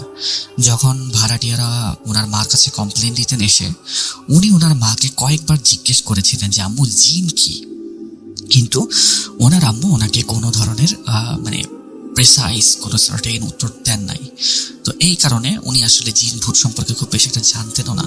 তারপরেও মানুষের যে একটা ইনার ফিয়ার আছে যে কোনো একটা অন্ধকার ঘরে যাওয়ার জন্য, এটা ওনার মধ্যে তখন বেশি একটা ছিল না, বিকজ উনি খুব ছোট ছিলেন, এত জিনিস আসলে ওনার মাথায় থাকার মতো ছিল না। উনি ধীরে ধীরে কি করলেন, ওনার ফ্ল্যাটটা ছেড়ে উনি নিচে যাওয়া স্টার্ট করলেন। এবং যখন উনি নিচে যাচ্ছিলেন তখন শুনতে পেলেন কি, মানে উনি যখন সিঁড়ি দিয়ে নামছিলেন তখন শুনতে পেলেন ওই শব্দগুলি আরো তীব্র হচ্ছে। মানে ইট ওয়াজ জাস্ট লাইক যে উনি যাচ্ছেন এবং শব্দগুলো ওনার কাছে আসছে, মানে উনি প্লেসটার খুব কাছে চলে গেছেন যে জায়গা থেকে শব্দগুলি হচ্ছে। যখন সিঁড়ি নেমে গেলেন তখন উনি দেখলেন যে নিচতলার বাসার যে মেইন ডোর, সেই মেইন ডোরটা খোলা। অ্যাকচুয়ালি মেইন ডোরটা খোলাই থাকে সবসময় ভাড়াটিয়া যাওয়ার পরে, কারণ ওনারা মেইন ডোরের যে লকটা ছিল সেটাকে ড্যামেজ করে দিয়েছিলেন। তো ওনাদের এখানে যেহেতু আর কোনো নতুন ভাড়াটিয়া ওঠেন নাই, সেহেতু ওনারা আর লকটাকে রিপেয়ার করেন নাই। তো আপু কি করলেন, ভেতরে চলে গেলেন আস্তে আস্তে। এবং ঘরের ভেতরে যখন উনি গেলেন দেখলেন কি যে অন্ধকারে ভরা একেবারে চারপাশটা, ঘরের চারপাশ অন্ধকারে ভরা। উনি ভেতরে গেলেন এবং সামনে একটা রুম ছিল, সেই রুম থেকে এরকম আওয়াজগুলি আসছিল। উনি যখন ওই রুমের কাছে গিয়ে, মানে রুমের যে পাঁচ লক থাকে, গোল ঘোরানো যায় যেটাকে, ওই পাঁচ লকে হাত দেওয়ার সাথে সাথে ভেতর থেকে আসা সাউন্ডগুলি থেমে গেল। ইট ওয়াজ জাস্ট লাইক যে জিনিসগুলো এই সাউন্ডগুলো করছিল, ওই জিনিসগুলোর মারিয়াম আপুর এখানে আসার খবর কানে চলে গেছে, মানে সাউন্ডের মাধ্যমে কানে চলে গেছে। এই কারণে তারা আর কোনো ধরনের কোনো শব্দ করছে না। মারিয়াম আপু তারপরেও ভয়ে ভয়ে চিন্তা করলেন দরজাটা খুলবেন কি খুলবেন না, বিকজ ওই টাইমে তখন ওখানে অনেক অন্ধকার ছিল এবং অন্ধকারে উনি কিছুই তেমন দেখতে পাচ্ছিলেন না, যেহেতু সারা ঘর একবারে খালি, অন্ধকারটা খুবই ডার্ক। এখন মারিয়াম আপু বলেছেন যে এখানে অনেক মানুষ আমাকে বলবে যে আমি একটা বোকা মেয়ে, কারণ আমি ইলেকট্রিসিটি কেন অন করিনি। এখন ইলেকট্রিসিটি উনি অন করেন নাই কারণ ওনাদের বাসার যে ফিউজটা ছিল নিচতলার, সেই ফিউজটা মানে ড্যামেজ ছিল। আর ওনাদের বাসার এমন একটা পরিস্থিতি যে ইলেকট্রিশিয়ান কল করেছিল, কিন্তু ইলেকট্রিশিয়ান বর্তমানে শহরের বাইরে ছিলেন। আর যেহেতু ওনারা দুইটা মহিলা মানুষ একসাথে বাসায় থাকেন এবং উনি খুব ছোট, এই কারণে ওনারা আম্মু কখনো চাইতেন না যে বাহিরের কোনো লোক আসুক ওনাদের বাসায় যারা অপরিচিত। আর এই ইলেকট্রিশিয়ান যে ছিল উনি ছিলেন মানে মারিয়াম আব্বুর মৃত বাবার বয়সী। সো যেহেতু অনেক আগে থেকে পরিচয়, সুতরাং ওনাদেরই শুধুমাত্র ঘরে আসার অ্যাক্সেস ছিল। তো এই কারণে উনি ইলেকট্রিসিটি লাইট জ্বালাতে পারেননি। কিন্তু যখন উনি ঘরের দরজাটা হাত দিয়ে পাঁচ করে খুললেন, উনি দেখলেন ভেতরে একটা চেয়ার, ঘরের মাঝখানে, একদম মাঝখানে একটা চেয়ার বসানো। আর চেয়ারের উপরে উনি যখন অনেকক্ষণ চেষ্টা করে দেখলেন যে কি আছে, উনি দেখতে পেলেন কি যে চেয়ারের উপরে একটা সাদা কাপড় দেওয়া। তো উনি চিন্তা করলেন এই সাদা কাপড়টা কিসের, আর এখানে চেয়ারে বা কোত্থেকে আসবে, কারণ ভাড়াটিয়া যাওয়ার পরে ওনারা সম্পূর্ণ ঘর ক্লিন করিয়েছেন এবং সম্পূর্ণ ঘর চেক করেছেন। দেয়ার ওয়াজ নো ফার্নিচার্স যেগুলি ভাড়াটিয়া রেখে গেছেন বা কিচ্ছু সেরকম ছিল না। তো এই চেয়ার কোত্থেকে আসলো, এই চিন্তা উনি করতে লাগলেন। এরপরে উনি চেয়ারের কাছে যেতেই উনি দেখলেন কি যে সেই সাদা যে কাপড়টা, সেই কাপড়টা একটা মানুষের মতো শেপ নিচ্ছে এবং মাথার যে অংশটা আছে সামনের, ওখানে লাল টাইপের দুটো চোখের মতো দেখা যাচ্ছিল। উনি কিছুটা ভয় পেয়ে পেছনের দিকে সরে গেলেন। তখন সেই কাপড়টা মারিয়াম আপুর উপরে এসে দুই হাত ধরে বলছে, এটা আমাদের ঘর, এখানে কেন আসলি, এখানে আসবি না, এটা আমাদের ঘর, আমরা এখানে থাকবো, এখানে কাউকে থাকতে দেবো না, তোরা কেউ এই জায়গায় আসতে পারবি না। এই কথা শুনে মারিয়াম আপু অজ্ঞান হয়ে যান এবং ওনাকে তারপরে ওনার যখন জ্ঞান ফেরে ওনাকে উনি দেখেন যে উনি রুমের ভেতরে শুয়ে আছেন, নিজের রুমের ভেতরে, এবং ওনার আশেপাশে ওনার পাড়া প্রতিবেশী এবং ওনার আম্মু। তো ওনার আম্মু ওনাকে জিজ্ঞেস করেন যে তুমি নিচতলার ঘরে কেন গিয়েছিলা। উনি বলেন কি যে আম্মু আমি তো আসলে ওরকম সাউন্ড পাচ্ছিলাম, দ্যাটস ওয়াই আমি নিজের ঘরে গিয়েছিলাম, কিন্তু আমি এখানে ওরকম এরকম জিনিসপত্র দেখেছি। তো উনি কি করলেন, এই কথা যখন বললেন ওনার আম্মুকে, তখন ওনার আম্মু কি করলেন, বাইরে যত পাড়া প্রতিবেশী ছিল সবাইকে বললেন কি আপনারা বাসায় চলে যান, এখন কোনো সমস্যা নেই। কারণ ওনার আম্মু আসলে চাচ্ছিলেন না যে প্রতিবেশীরা এই কথাগুলি শুনুক। ওনারা চলে যাওয়ার পরে মারিয়াম আপু সম্পূর্ণ ঘটনা ওনার আম্মুকে খুলে বলেন। ওনার আম্মু বলেন কি যে তোমার ওইখানে যাওয়াটা ঠিক হয় নাই, জিন কি তুমি জানো? তখন মারিয়াম আপু জিজ্ঞেস করে যে জিন কি। তখন ওনার আম্মু ওনাকে একটা পার্টিকুলার ধারণা দেন জিন সম্পর্কে, এবং উনি তখন প্রচন্ড ভয় পেয়ে যান যে আমার সাথে তো অনেক কিছু এরকম হতে পারতো, খারাপ কিছু হতে পারতো। আর এমন একটা জায়গা ছিল সেটা, ওখানে আমি যদি মুখে চিৎকারও করতাম কারো কানে আমার কোনো আওয়াজ আসতো না। সো আমি কত বড় একটা বিপদ থেকে বেঁচে ফিরেছি, আলহামদুলিল্লাহ। তো এই ঘটনার পরে ওনারা কি করলেন, একজন হুজুরের শরণাপন্ন হলেন, এলাকার মসজিদের হুজুরের শরণাপন্ন হলেন। হুজুর যখন পরের দিন সেই বাসায় গেলেন, যাওয়ার পরে সন্ধ্যের দিকে উনি ঘরের ভেতরে ঢোকেন এবং এরপরে সেখান থেকে উনি 10 মিনিটের ভেতরে বেরিয়ে চলে আসেন। চলে আসার পরে মারিয়াম আপুর আম্মু জিজ্ঞেস করেন যে হুজুর কি সমস্যা আসলে এই বাসায়? উনি বলেন যে এই বাসায় আগে যারা ভাড়াটিয়া ছিল তাদেরকেও অন্য কেউ এমন কিছু একটা পাঠিয়েছে বা কোনো একটা কালো জাদু করেছে, এই পরিবারের উপরে করেছিল, এবং যে জাদুটা ছিল ইফরিত জিনের মাধ্যমে করা জাদু। এবং ইফরিত জিন এই জায়গায় এসে এখন এখান থেকে আর যাচ্ছে না। জাদু তো করাই আছে, ঘরের উপরে করেছে নাকি মানুষের উপরে সেটা বোঝা যাচ্ছে না। আর এখানে এক না একাধিক জিন, আর যেহেতু এরা ইফরিত, আমার এরকম কোনো ক্ষমতা আসলে নাই যে আমি এদের সাথে লড়াই করব। So I am really sorry, আমি এটা পারবো না। এই কথা বলে হুজুর চলে গেলেন। এবং এরপরে মারিয়াম আপু এবং তার আম্মু মোটামুটি বেশ ভালো ভয় পেয়ে গেলেন। ভয় পাওয়ার পরে ওনাদের তো আসলে কিছু করার নেই। বাড়িতে শুয়ে আছেন রাত্রেবেলা উনি ওনার আম্মুকে বলছেন যে আম্মু আমরা এই বাসাটা ছেড়ে দেই। কিন্তু ওনার আম্মু বলছে কি যে মা, বাসা তো ছাড়বো ঠিক আছে, কিন্তু যাবো কোথায়? আর এই বাসা যদি ছেড়েও দেই তাহলে বাসার যে দাম হবে সেটা তো অর্ধেকও হবে না, কারণ আমাদের বাসাটা তো বদনাম হয়ে গেছে অনেক। আর আমরা নিজেরাও শুনতে পাচ্ছি, আমরা কিভাবে আমাদের মোরাল এথিক্সের এগেইনস্টে গিয়ে এই বাসাটা বিক্রি করে অন্য কাউকে বিপদে ফেলবো বলো? তো বাসাটা বিক্রি করা যাচ্ছে না। সেদিন রাতের বেলায় ওনারা যখন ঘুমাচ্ছেন তখন বাসার নিচ থেকে অনেক জোরে জোরে হাঁড়ি পাতিল ভাঙার সাউন্ড আসছে, গ্লাস বা কাচের পিরিচ ভাঙার শব্দ আসছে, স্টিলের বা কাঁসার যে আসবাবপত্র আছে সেগুলো পড়ে যাওয়ার ঝনঝন শব্দ আসছে। ওনার আম্মু এবং উনি সারা রাত ভয়ে ভয়ে কোনো রকমের তা পার করে দেন। ভোরের আজান হলে মোটামুটি সবকিছু বন্ধ হয়ে যায়। সকাল হওয়ার সাথে সাথে একটা প্রতিবেশী এসে ওনাদের বাসার কলিং বেল চাপেন। মারিয়াম আপুর আম্মু বারান্দা দিয়ে নিচের দিকে যখন তাকালেন তখন দেখলেন প্রতিবেশী এসছে। প্রতিবেশী ওনাকে জিজ্ঞেস করে নিচ থেকে যে আপা আপনার বাসায় কি কোনো সমস্যা? সারা রাত এখান থেকে এরকম ঝনঝন আর কিছু ভাঙা শব্দ পেলাম, কি সমস্যা আমাদেরকে বলবেন? মারিয়াম আপুর আম্মু আঙ্গুল দিয়ে ইশারা করে দেখালেন যে নিচ তালার বাসা থেকে এরকম সাউন্ড আসছে। ওই মহিলা এই কথা শুনে বাসার দিকে একটু তাকালেন এবং দৌড়ে সেখান থেকে চলে গেলেন। কেন চলে গেলেন সেটা তখন উনি আর বলেন নাই। সন্ধ্যার দিকে মারিয়াম আপু এবং ওনার আম্মু মিলে দুইজনে ওই প্রতিবেশীর বাড়িতে গেলেন এবং প্রতিবেশীকে যখন জিজ্ঞেস করা হলো যে আপনি এভাবে কি কারণে চলে এলেন, তখন সেই প্রতিবেশী বললেন যে আপনাদের বাড়িতে অবশ্যই কিছু একটা আছে। আমি যখন ওখানে উকি দিয়েছিলাম কিছু একটা এরকম আমি দেখলাম, সাদা কাপড়ে মোড়ানো লাল লাল চোখের মতো কিছু একটা দেখা যাচ্ছে, আমার গলা টিপে আমাকে উপরে তুলে ফেলেছে। আমার কাছে মনে হলো আমি তার কাছে এবং আমাকেই গলা টিপে উপরে তুলে ফেলেছে এবং আমি সেটা দেখছি। এই দৃশ্য দেখে আমার পক্ষে থাকা সম্ভব হয়নি। আপা আপনাদের বাসাটায় সমস্যা আসে, এটা আপনারা ছেড়ে দেন। এই কথা বলার পরে মারিয়াম আপুর আম্মু আবার সেই হুজুরের সাথে যোগাযোগ করেন এবং বলেন কি যে এটা কি করা যায়। হুজুর বলেন যে এখানে আমাদের কিছু করার নাই, বেটার হবে আপনারা এই বাসাটা ছেড়ে দেন। তো বাসাটা তখনও বিক্রি করা হয়নি। মারিয়াম আপু এবং ওনার আম্মু চলে গেলেন মারিয়াম আপুর নানি বাড়িতে। সেখানে মোটামুটি প্রায় 1-1.5 বছর ওনারা থাকলেন। এই 1-1.5 বছর থাকার পরে যখন ওনারা আবার এই বাড়িতে এলেন, এক রাত থাকলেন, কারণ বাসাটা তখন বিক্রির কথা চলছে একটা ডেভেলপারের জন্য। তো ডেভেলপারের জিনিসপত্র সাইন করার জন্য ওনাদেরকে সেই বাসাটা একদিন থাকার প্রয়োজন ছিল। যেদিন ওনারা রাতের বেলা সেই বাসায় থাকলেন, এমন ভয়ানক অবস্থা, মনে হচ্ছিল সিঁড়ি দিয়ে রাতের বেলা কেউ ওনাদের বাসার দিকে উপরে উঠে যাচ্ছে, কিন্তু সিঁড়ি চড়তে সময় লাগে 5 থেকে 6 সেকেন্ড সর্বোচ্চ।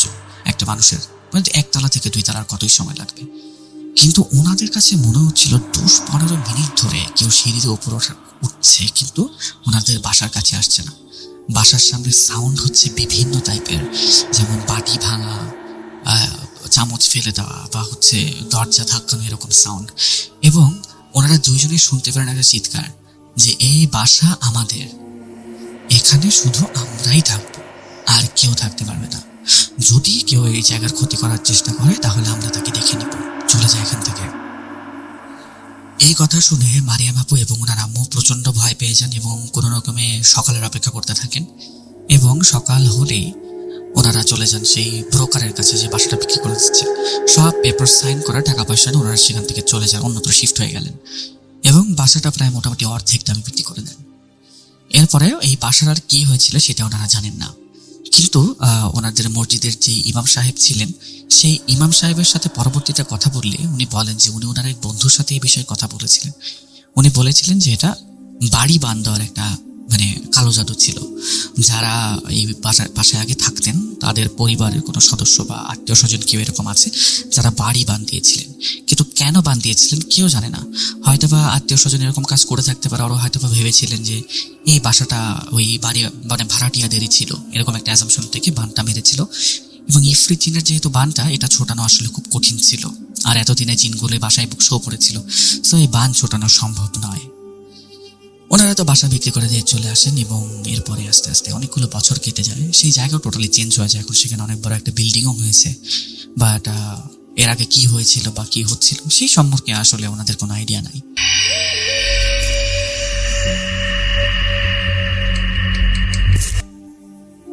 ঘটনাটা আমি যেদিন শুনি তখন সন্ধ্যার সময় আমাদের অফিসের ছুটির টাইমে কাছাকাছি। জানালার বাইরে তখন ঝুমঝুম বৃষ্টি। মে মাসের এমন দিনে কাজের চাপ কিছুটা কম থাকে। বৃষ্টির একটানা শব্দে অফিসে কেমন যেন একটা ঘুম ঘুম পরিবেশ। আমার টেবিলের পাশেই বসে কাজ করে আবু রায়হান। ছেলেটা ময়মনসিংহের ঈশ্বরগঞ্জের, সহজ সরল, কিন্তু ওর কথা বলার ধরনে গ্রামীণ অভিজ্ঞতাগুলো মাঝে মাঝে বেশ আকর্ষণীয় মনে হয়। সেদিন রায়হান আমাকে চা দিতে এসেছিল। ও জানতো আমি কিছু সময় থাকবো অফিস টাইমের পরে। এমনিতে আমি তেমন চা খাই না, মাঝে মাঝে চায়ের মুখ থাকলে তখন খাই। আমি রায়হানকে বললাম, তোমার জানা কোনো ভৌতিক ঘটনা আছে নাকি? ওর চোখ মুখ চকচক করে উঠল। ও যেন আমি রাসেল ভাইয়ের সাথে কাজ করি এবং প্রোগ্রামও শুনি। বললো, হ্যাঁ আছে স্যার। আমি বললাম, বসো। হঠাৎ কেমন অন্যমনস্ক হয়ে গেল। কম্পিউটার স্ক্রিনের দিকে তাকিয়ে থাকলে ওর মন যে সেখানে নেই সেটা স্পষ্ট বোঝা যাচ্ছিল। আমি চায়ের মগ হাতে নিয়ে ওকে আলতোভাবে টোকা দিয়ে বললাম, কি ব্যাপার রায়হান, আজ এত চুপচাপ কেন? সব ঠিক আছে তো? রায়হান আমার দিকে ঘুরে থাকে। ওর চোখে মুখে কেমন একটা চাপা উত্তেজনা আর ভয় খেলা করছিল। নিচু গলায় বললো, স্যার তাহলে বলবো? আমি চেয়ার টেনে ওর কাছে বসলাম। অবশ্যই বলো। রায়হান ইতস্তত করে বললো, ঘটনাটা শুনে আপনারও গা চমচম করবে। লোকে অনেকে বলে গাঁজা খাই, কিন্তু যারা ভুক্তভোগী তারা জানে যে সত্যি আর কিছু হয় না। বিশেষ শব্দ ভেদ করে রায়হানের কণ্ঠ আমার কানে অদ্ভুত রহস্যে জাল বলতে শুরু করলো। আমি বললাম, বলো, আমি শুনছি। রায়হান বলতে শুরু করলো, আমি যেন অফিস থেকে মুহূর্তে হারিয়ে গেলাম ময়মনসিংহের ঈশ্বরগঞ্জে কুয়াশাচ্ছন্ন ভেজা মাটির গন্ধ মাখা এক গ্রামে।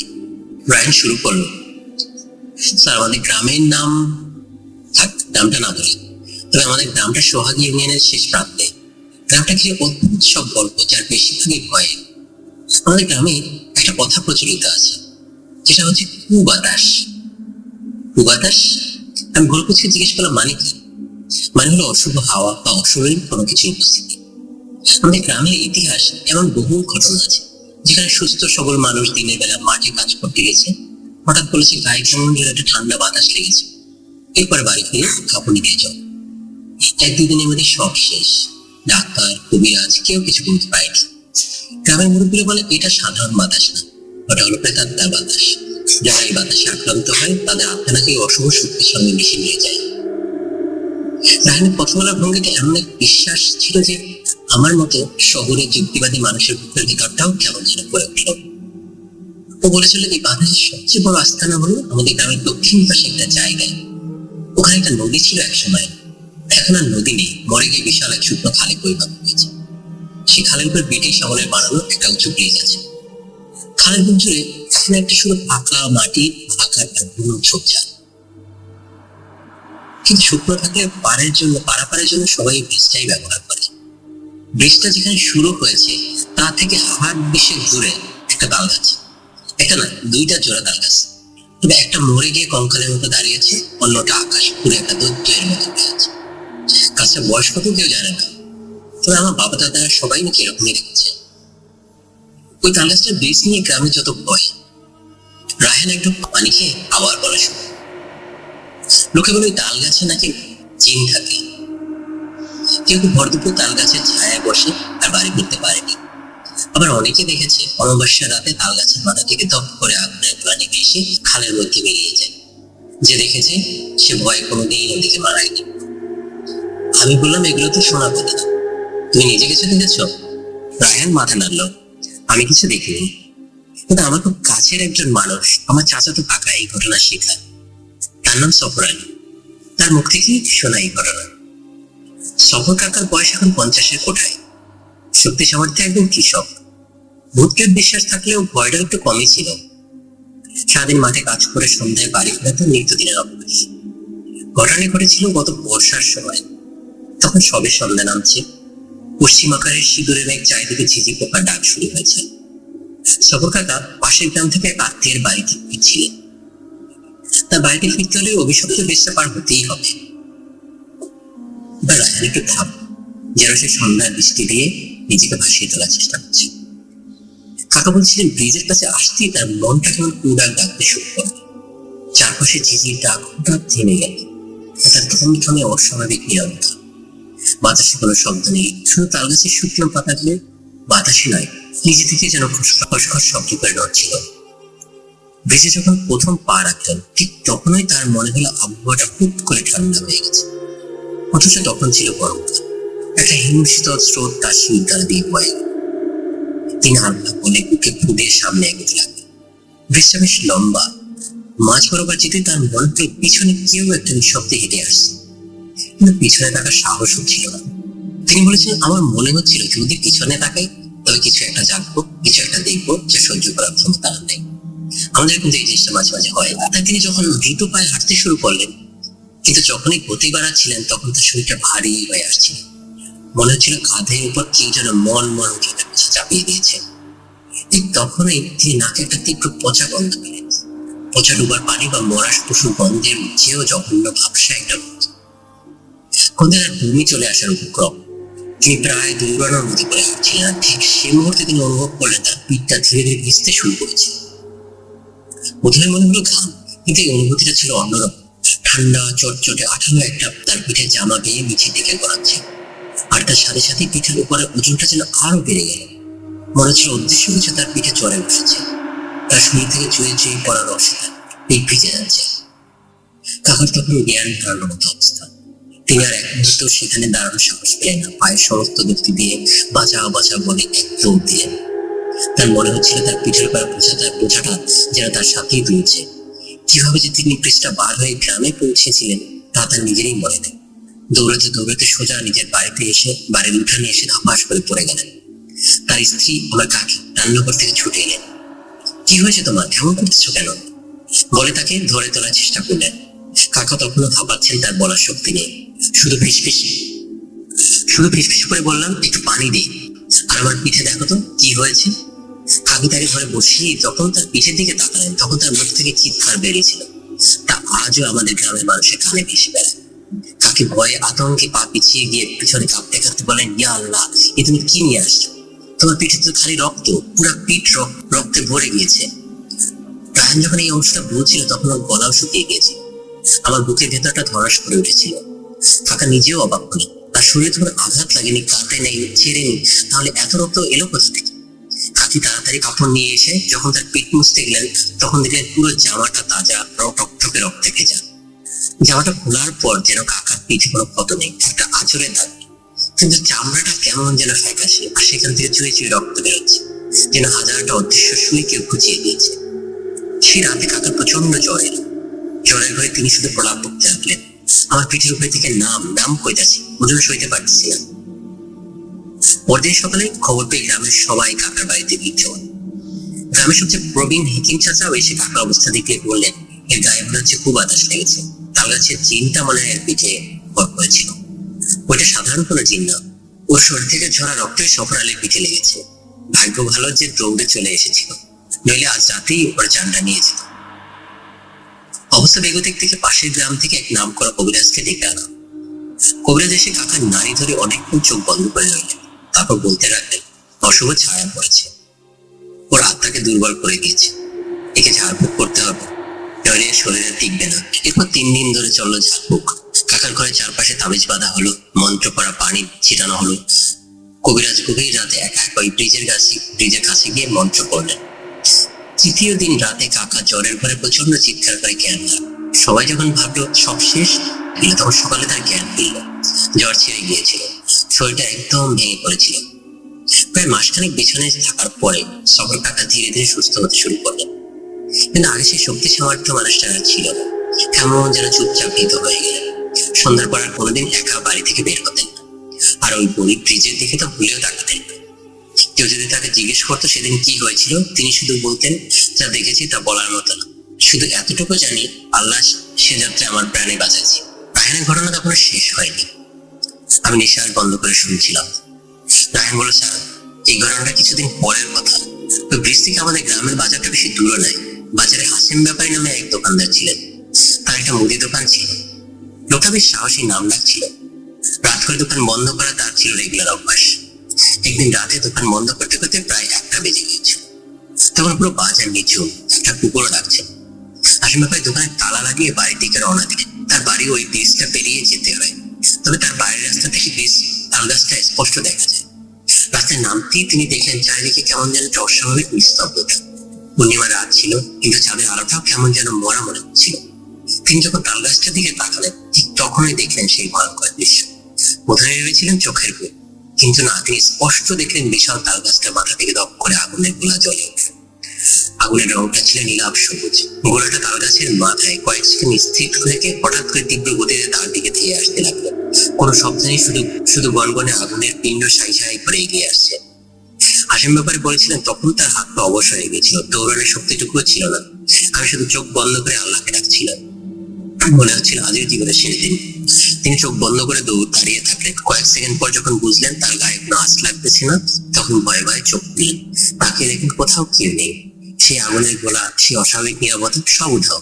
চারিদিকে আবার ঝিঝি পোকা ডাকতে শুরু করলো, যেন কিছুই হয়নি। হাসিম ব্যাপারী সেদিন রাতেও আর বাড়ি ফিরতে যান। ভয় কাঁপতে কাঁপতে আবার দোকানে ফিরে এসে সারা দোকানের ভিতরেই বসেছিলেন। পরদিন সকালে এই ঘটনা বাজারে ছড়িয়ে পড়ে গ্রামের মানুষের ভয় আরো বেড়ে যায়। রাহিম তার গল্প শেষ করে আমার দিকে তাকালো। ওর কপালে বিভিন্ন ঘাম জমেছে। অফিসের এসি ঠান্ডায় যেন সে ভয়ের উষ্ণতাকে কাটাতে পারছিল না। আমি কিছুক্ষণ চুপ করে রইলাম, কি বলো বুঝতে পারছিলাম না। মানুষ হিসেবে আমার মন বলছিল এতগুলো হ্যালুসিনেশন বা গ্রামের মানুষের সম্মিলিত কোনো মানসিক ভয় তৈরি হওয়ার গল্প। হয়তো সফর কাটার পিঠে কোনো বিষাক্ত পোকার রস লেগেছিল, যা থেকে চামড়ার প্রতিক্রিয়া হয়েছে। হয়তো হাসিম ব্যাপারী ক্লান্তিতে কোনো আলোর ঝলকানি পেয়ে আগুনের গলা ভেবেছিলেন। কিন্তু রায়হানের চোখের দিকে তাকিয়ে আমার সব যুক্তি দুর্বল হয়ে যাচ্ছে। ওর বর্ণনায় যে ভয়ের আন্তরিকতা ছিল, গল্পে থাকা সম্ভব নয়। সফর আলীর শারীরিক এবং মানসিক পরিবর্তন, হাসিম ব্যাপারীর আতঙ্ক, এগুলো তো বাস্তব। আমি রায়হানকে বললাম, সফর কাকা এখন কেমন আছেন? রায়হান দীর্ঘশ্বাস ফেলে বলল, এখন মোটামুটি ভালো স্যার, কিন্তু সেই ঘটনার পর থেকে মানুষটা পুরোপুরি বদলে গেছে। আমাদের গ্রামের মানুষ এখন সন্ধ্যার পর ব্রিজে তালগাছের পাশ দিয়ে যেতে ভয় পায়। প্রয়োজন না হলে কেউ ওদিকে যায় না। ব্রিজটা এখনো আছে, তালগাছটাও দাঁড়িয়ে আছে, যেন হাজার অশুভ রহস্য উল্টে নিয়ে আমাদের দিকে তাকিয়ে আসছে। প্রকৃতির মগটা তখন টেবিলে রাখা, কবিটা পুরোপুরি ঠান্ডা হয়ে গেছে। জানালা বাইরে বৃষ্টি ধরে এসেছে, কিন্তু আমার মনের ভিতরে একটা অজানা ভয় সৃষ্টি করে। শহরের গ্রামের দূরত্ব, যুক্তি আর বিশ্বাসের ব্যবধান সবকিছু যেন গুলিয়ে গেল। আমি জানি না ছায়ের উপরে যে কুবাতাস, এর অস্বস্তি সত্যি আছে কিনা আমি জানি না, সে তার কাছে কোনো অশরীরী শক্তি বাস করে কিনা। কিন্তু আবু রায়হানের বলা এই ঘটনা শোনার পর আমি একটা জিনিস বিশ্বাস করতে বাধ্য হয়েছি, কিছু ভয় যুক্তির ঊর্ধ্বে, কিছু আতঙ্ক প্রজন্মের পর প্রজন্ম ধরে বেঁচে থাকে। কখনো কিংবদন্তি হয়ে, কখনো সফর আলীর পিছিয়ে সেই অদৃশ্য রক্ত পড়ের মতো বাস্তব হয়। অফিস ছুটির পরে রায়হান আমাদের ক্যান্টিনে চলে গেছে। তো তখন আমি পুরো ফ্লোরে একা। তো যখন আমি বের হয়ে যাওয়ার লাইট অফ করতে গেছি, আমার শরীরের ভিতরটা এত ভয় কাজ করছে যেটা বলে বোঝাতে পারবো না। এক দৌড়ে দরজার কাছে এসে ফিঙ্গার দিয়ে দরজা খুলে তারপর বের হয়ে এলাম। সত্যি এই ভয়টা রায়হানের গল্পের সবচেয়ে বড় স্বপ্ন। সেটা গ্রামের আতঙ্কটা আমার মতো একজন শহরে মানুষের মধ্যে সঞ্চারিত করতে পেরেছিল। আর এটাই সবচেয়ে বড় সত্য, ভয় স্থান, কাল, পাত্র মানে না। সবাই ভালো থাকবেন। আসসালামু আলাইকুম।